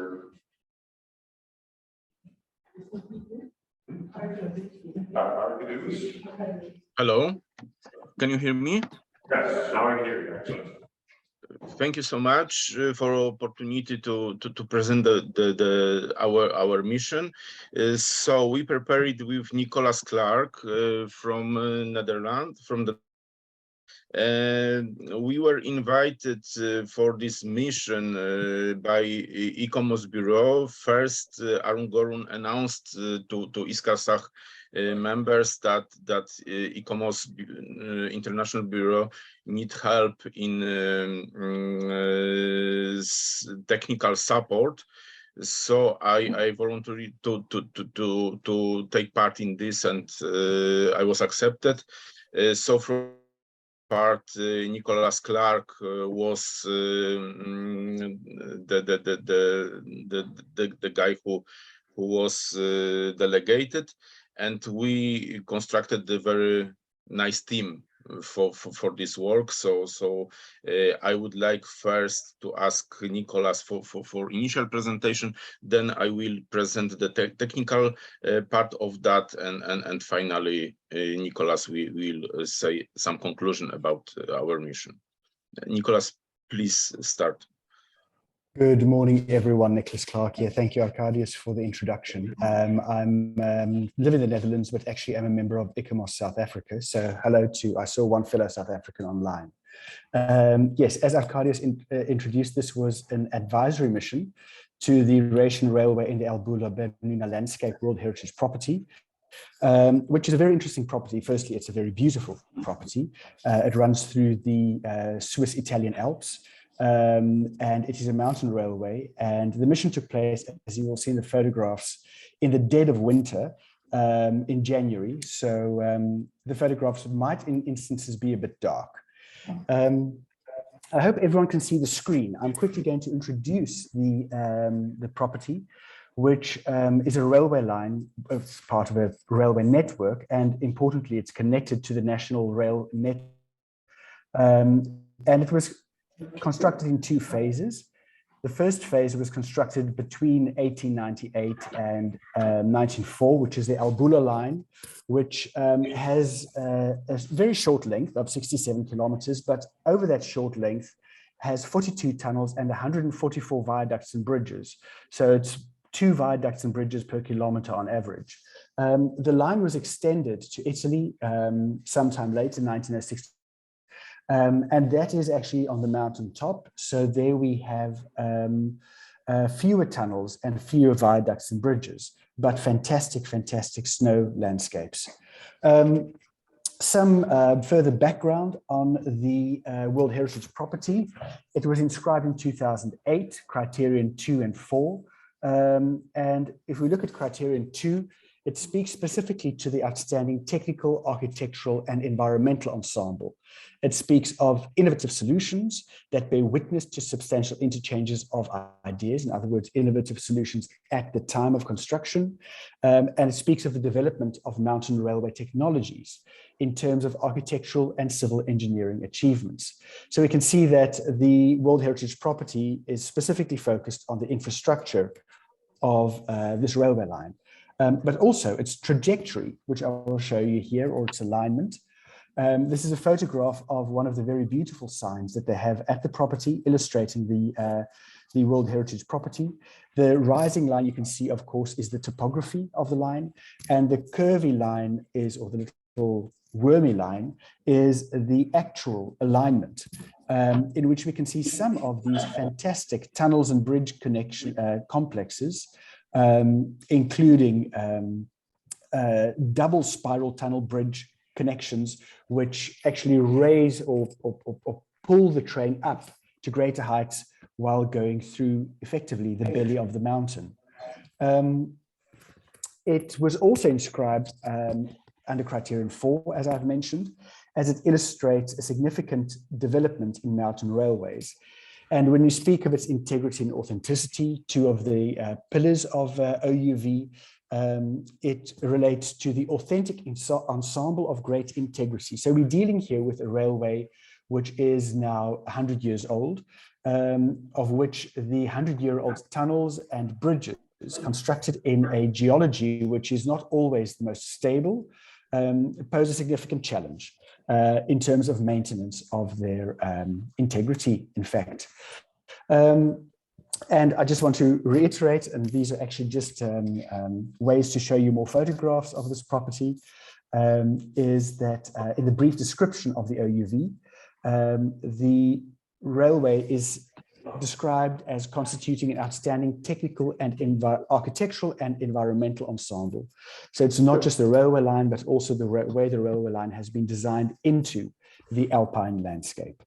So you can imagine that there are many challenges, and these challenges are not only in terms of physical maintenance, but also in terms of the rules and regulations. So when the railway was built, the pivot spacing, and Arkadiusz will get to that just now, was 8.8 meters, which is important to note. And the maximum operational speed was 30 kilometers per hour. And currently they operate at a pivot spacing of 12.83 meters, which increases the required curvature of the track, and speeds of 50 to 65 kilometers per hour. And there are ambitions under the recently promulgated federal norm for railways, which is called the EBVA norm, which actually increases the pivot spacing to 14 meters, which will lead to adaptation requirements for tunnels specifically. But they're also the typical, specific and typical, I think, challenges of such a mountain railway. On the left, you can see the interior of the Tua tunnel, which is one of these double helix tunnels that spirals up in. And the tunnel construction leads to water ingress, and in the temperatures of this mountain railway, the water ingress solidifies, freezes, which means that every morning before the train can start operating, someone has to walk through the tunnel with a wooden pole and knock down all the static icicles that have formed before trains can start operating. But of course, there are also structural issues that need to be addressed the tunnel. Now, the State Party of Switzerland have developed what they call a standard solution or standardized method for the repair of these tunnels. And you can see some images on the screen here of two of the tunnels which have already been adapted using the standard method, the Bergunestein tunnel and the Glacheras tunnel. And the method effectively involves, and it's technically very interesting. As a civil engineer, I'm an architect, which makes me even more impressed that this is even possible, is that working only at night, because operations cannot be impacted, the tunnel is widened. So they literally bore out sections of the tunnel, and then precast concrete tunnel cladding is brought in on a specially constructed track, which is then placed in the evening, and the next morning the trains can operate again. Impact of this approach on the tunnels, because it also requires the tunnel portals to be reconstructed. The tunnel portals, the built stone entrances to the tunnels. And what the Swiss have done, or what the team have done, is literally deconstruct the tunnel portals, reuse the original stone, slightly chip away at remodel the original stone and reconstruct the tunnel portal entrances. So the mission was asked to come and effectively evaluate this approach and come up with proposals.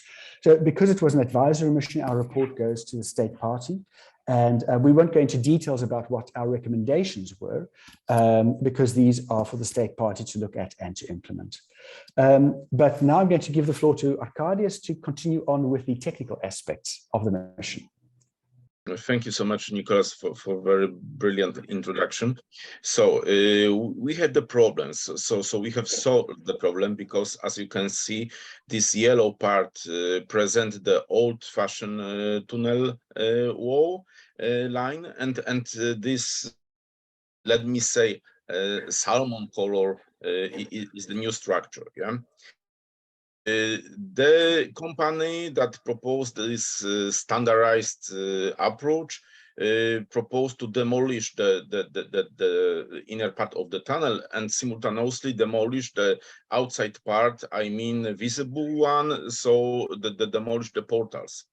So in this case, can you move, Nicholas? Next one. So the problem is the safety, because if people would like to escape from the long tunnels, they need a space. And as you can see on the left hand side, you have the old-fashioned tunnel, and on the right hand side in the middle with this guy inside, there is the more space for escaping. So due to safety, they propose also to reconstruct the portals them in this problem.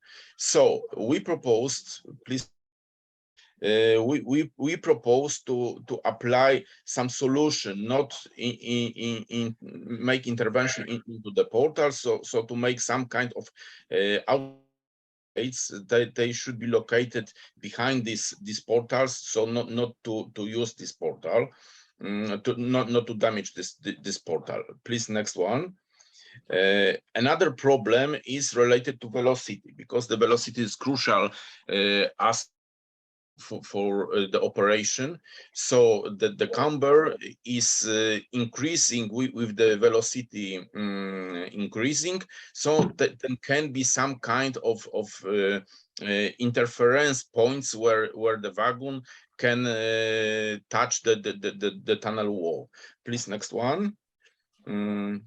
Another solution, possible solution, is cutting of the tunnel of the stone if their interference is small, maybe a few millimeters, let me say. Please, another one.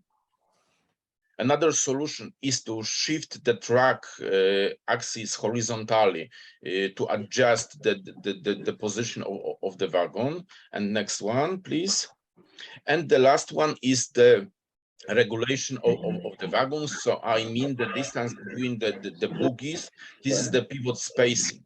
So I will talk about this a little bit later. So please next one.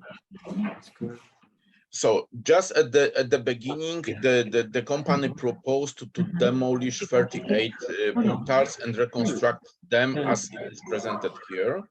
So please, next one. And they provided us some equations for calculation. The calculation were related to the calculation of the spare space. I mean the interference point between structure gouge and set point and portal opening. So please, next. We checked it, and as you can see here with colors, there are the calculation of these interference points. So where there is minus in front of the value reference, it means that there is no space. So the wagon hit in the wall, and this is the lack of movement. And also with color, you have the scale of it. Please, next one. So we checked this calculation provided by the company, and we proposed to construct 12 escape gates. And also we found that there is possible in 5 portals, it is possible only to cut the stone where the interference is small. And also in this case, 22 portals remain for demolition as an option. So please, next one. So we proposed to find another solution. Please, next one. Next one, please. So we propose to reduce the speed. because when we are reducing the speed in all portals. I mean, 27 portals was proposed for reducing of speed. This is this red line, our proposal. We significantly received no intervention because in this case we have no possibility to cutting stone, and we are not demolish and reconstruct the portals of tunnels. But please, next one. But this is not acceptable from operating point of view, because, for example, you want tunnel from the planet 50 km/h, we had to reduce to 40, or even in one tunnel to 25. So this was completely not acceptable from operating point of view. So we went to another step, please, Nicolas, next one. And next one, please. So we proposed escape gates, 24 escape gates, and also we proposed to reduce velocity in the case of 15 portals, shifting of the axis, please, next one.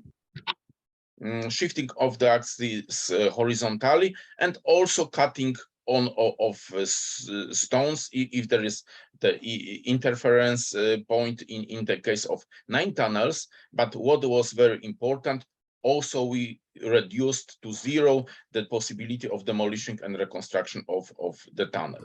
But still we had 15 portals with reduction of speed, so also it was not acceptable, but it was calculated for the pivot spacing 14 meters. Please, next one. Nicolas, please.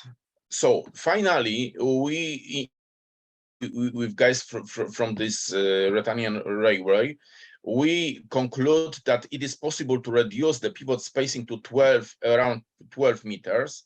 So in this case, we have proposed 24 escape gates. We have only 2 portals where the reduction of speed is needed for two portals. And also we have 21 portals where the shifting of track is possible to be applied, and local cutting was proposed only for 13 portals with reduction of cutting less than 50 millimeters. And also we have no demolition and reconstruction, and this was our final proposal. Please, next one. So as you can see, I would like to show you the evolution with the speed of train. Blue line is the need of the operating. So this is the level of speed planned by Ruritanian Railway. Red one is our first proposal where we exclude demolition of the portals, but this proposal was not acceptable. Please, next one. And during the evolution, we had the proposal when the reduction was in the case of 15.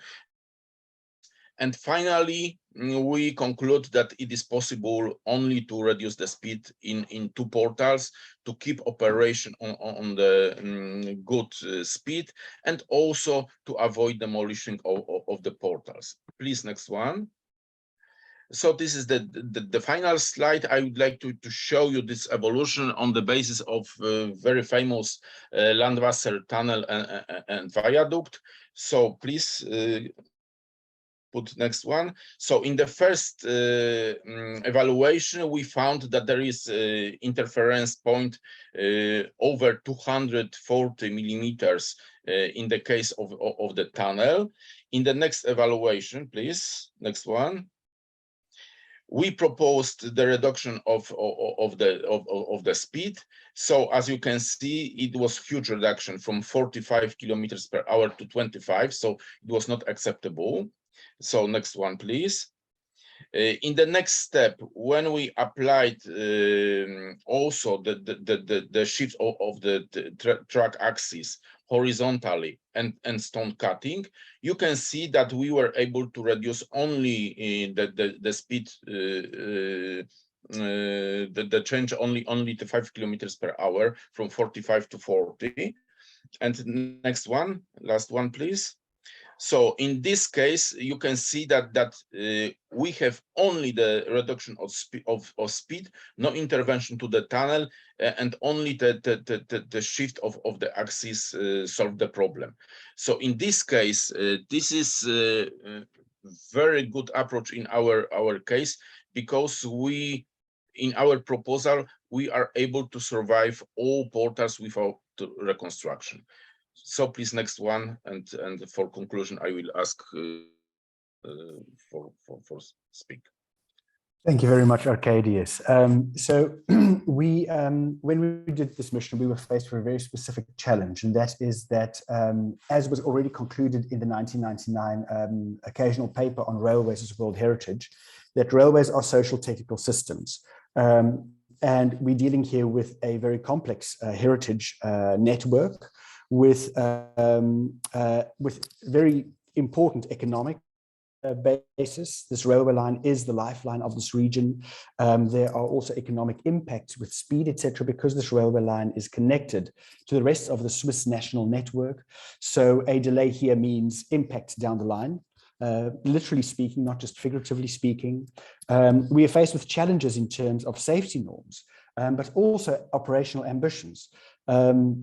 So when it comes to our approach now and reflecting on the discussion, I think that this case study illustrates how minimum intervention can be achieved as per the new guidance, but also that an engineering approach which questions every step of or every assumption that was made is important to get to a solution that both acknowledges the OUV and maintains integrity and authenticity and allows for the necessary renovations or adaptations to be undertaken to keep the system alive. I'm going to go to my last slide now, because I know our time should be up. Of course, we're not dealing with just one World Heritage Railway line. This is one of 5 at the moment, in which the railway line itself is central to the World Heritage property. 4 of the 5 are operational. The 5th is the Omblin coal mining heritage of Savlunta with its railway line through the Anei Gorge, which ambition to bring up and to re-operationalize.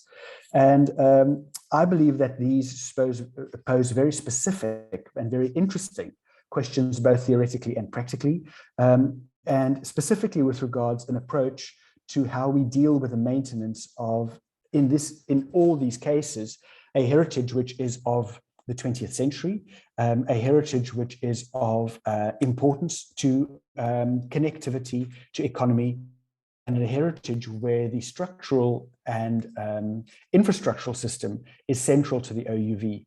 So when it comes to the ISCARSAH webinar series, I could imagine a webinar on dealing with railways heritage in the future. We would like to thank you on behalf of myself and Arcadius. Thank you for listening to us. And are there any questions?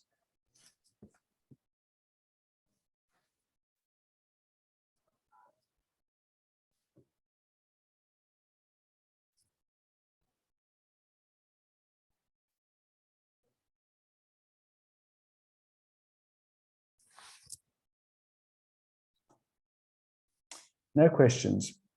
Then I give back to the floor or back to the chair. Thank you so much.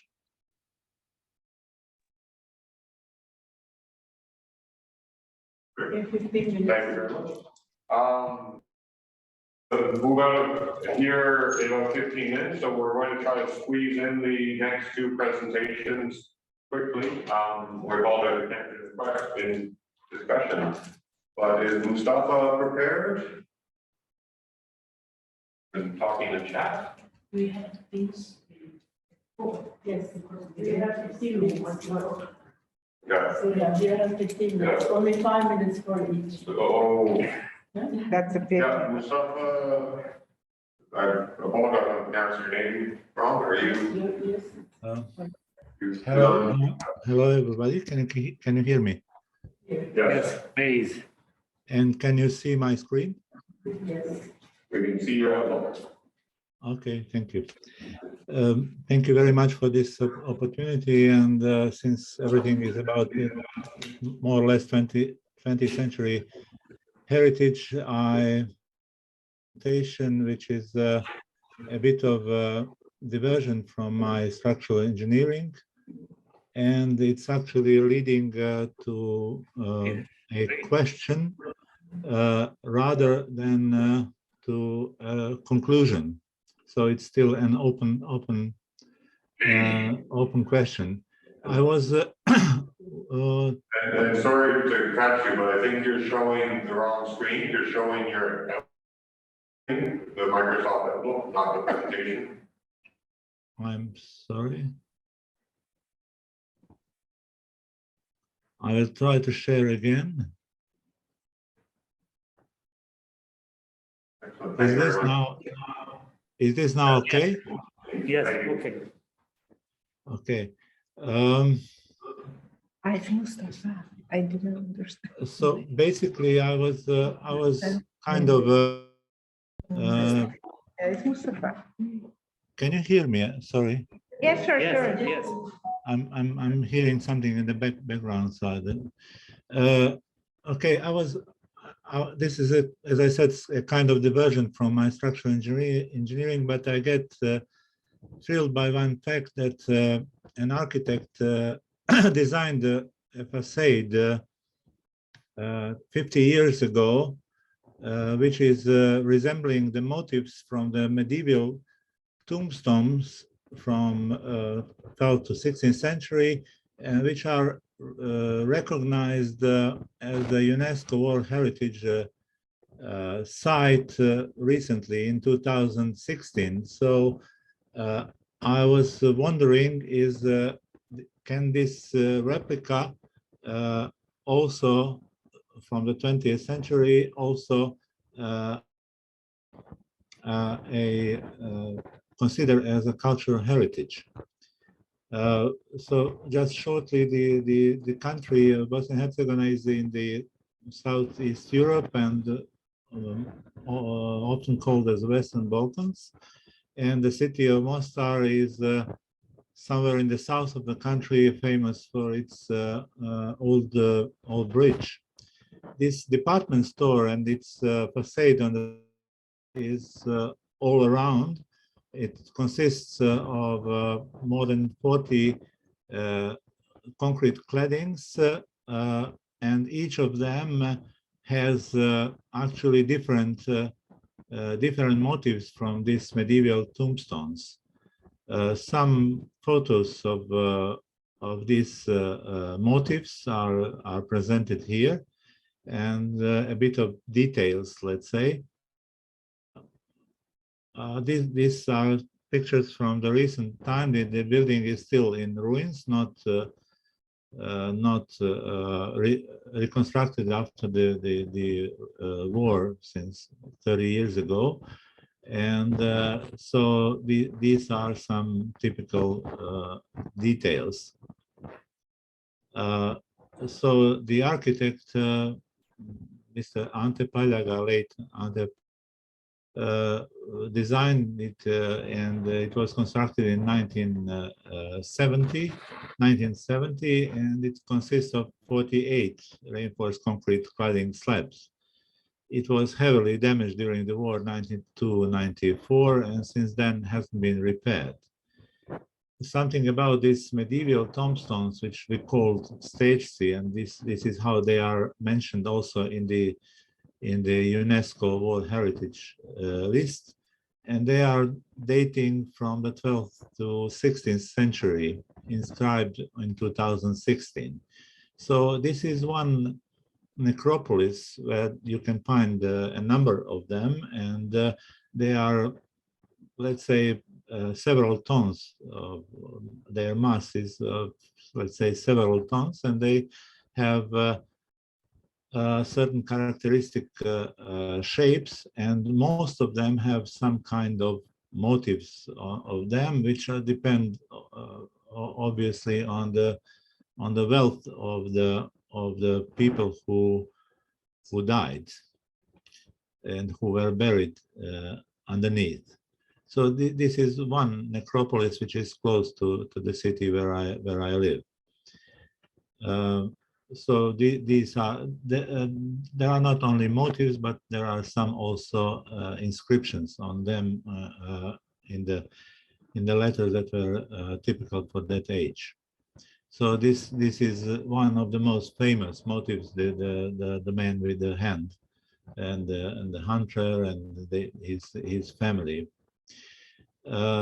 So they are mostly these tombstones are mostly gathered in the area of, or scattered in the area of Bosnia and Herzegovina, but also in the neighboring parts of the Serbia, Montenegro, and Croatia. There are 5 basic types of the or shapes, and the ornamentation includes various religious and other symbols such as crosses, weapons, tools, etc. Then some figurative compositions, geometric shapes, as I said, inscriptions. It is estimated that 60,000 of them are scattered across the country, and nowadays they are usually in hardly reachable locations, and sometimes they are gathered in necropolis with a huge number of them, and sometimes there are only a couple of them. So they are, as I said, they are now inscribed in the list, UNESCO list, as one of 3 monuments. Besides them, it's the old bridge in Mostar and the other famous bridge on the Drina River in the city of Visegrad. So this year I came across and read a little bit about this document from the Committee for the 20th Century Heritage,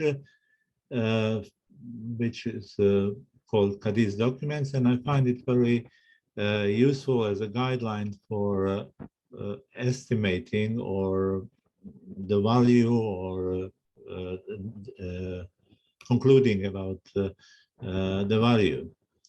I intend to explore this matter also locally, even if it is not my main focus, of course, as a structural engineer, but it really made me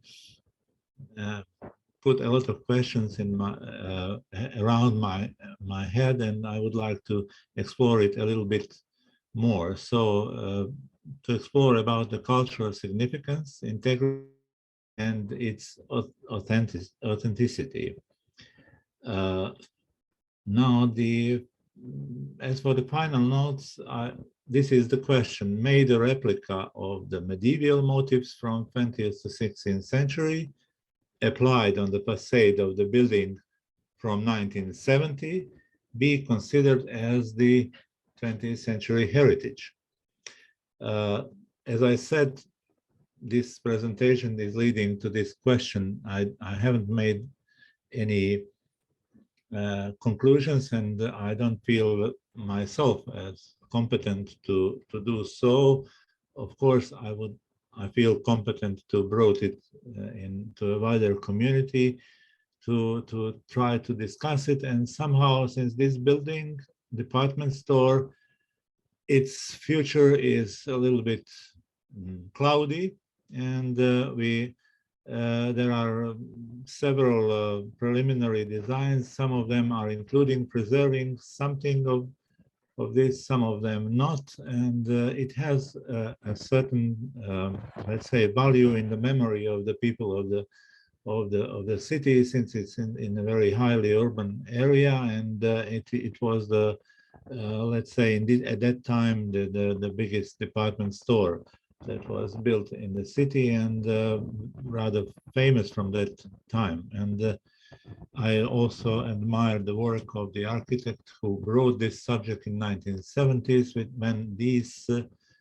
tombstones or their motifs were not so well known as they are nowadays.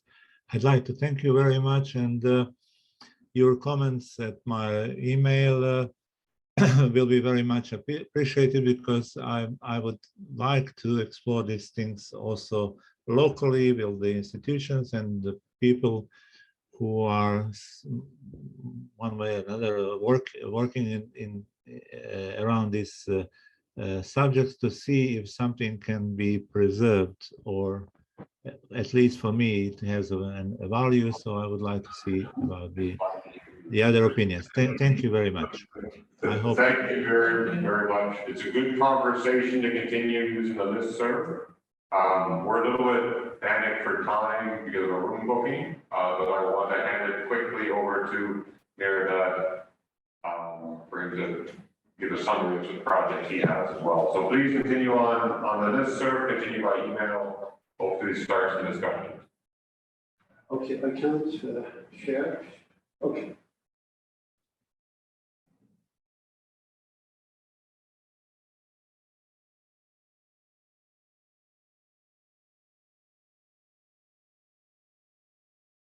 Thank you very much. I just want to share a problem we have in Iran. It's in the Great Mosque, which is a World Heritage Site. And as you can see, this main dome of the Royal Mosque, we just restored its tiling. It is quite a huge one. I'm not going to detail. And before restoration, as you see, the situation, restoration in about 15 years ago, the situation of the tiling was like that.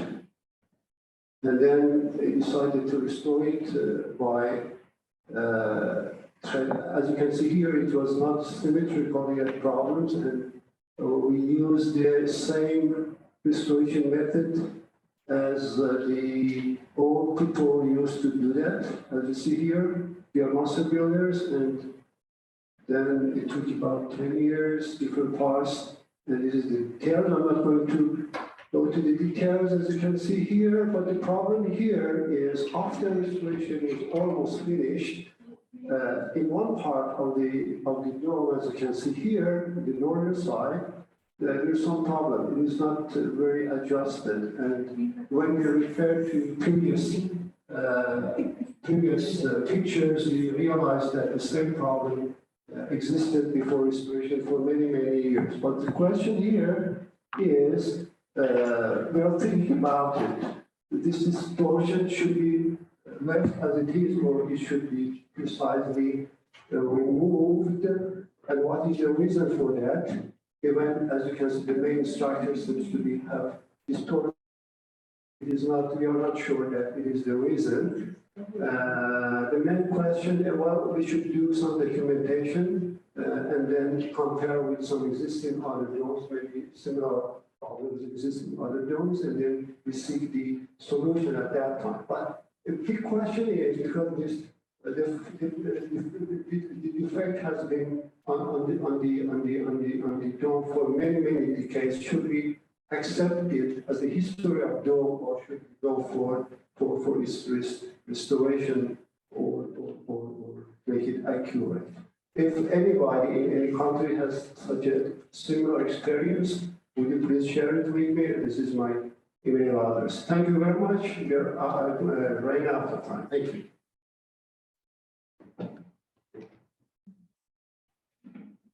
Thank you very much. Jumping quickly around, again, good for discussion outside of this. I'm going to talk briefly, very briefly, and then do my presentation. Sorry, it's letting me share screen. Then I'm going to do my presentation posted on YouTube in full, and then we'll send around a link for it all. But just to mention quickly that I was aiming to present on some of the challenges my firm see with just how frequently we deal with buildings as either they're going to be demolished, and we think we have to demolish this. Do we have any other option? And that we try to apply, and we have been successfully applying the ISCARSAH principles to find ways to avoid their demolition. And yeah, I think it's to me, I always find it very intimidating with this group because I'm just a little practitioner in rural Canada and all of that. But I realize that's a perspective I have that's a little bit different, so I will present that out in more long form and send out a link on YouTube for people to watch it later. Any other closing remarks before we finish? Well, thank you everyone for attending. Photo. And thank you, oh, photos, how do we do a photo? How do we do a photo? Do they know what to print? They should all turn on their cameras. I'm hoping someone can know how to print screens, because I can't get mine to work. Oh, Merdad will be twice. Merdad, you will be twice in the photo. You'll be twice, Merdad. That's not correct. He wants to be. Okay, someone online must be able to print a screen for us to capture all the images. Open your face. Oh, Tom, I- to you two or to. I can do it. I can do it and send it. If, Thank you. So please turn on their cameras, everyone. And everyone's online. okay, Welcome. Say hi. right. I'm going to count to 3, All right. and then I will say smile. 1, 2, 3. Yes, of course, without mask. Smile. They won't take our picture. To which, I'm going to try to see if I can put the photograph into the chat as an attachment. And then everyone has it. Great, well, thank you very much. If you can email it to me as well, that would be wonderful. Thank you. Will do. And on this end of the screen, we must depart very rapidly. Have a good day, evening, night, morning, what have you. Thank you. Whatever you did. All right. Thank you very much. Bye bye. Okay. Bye.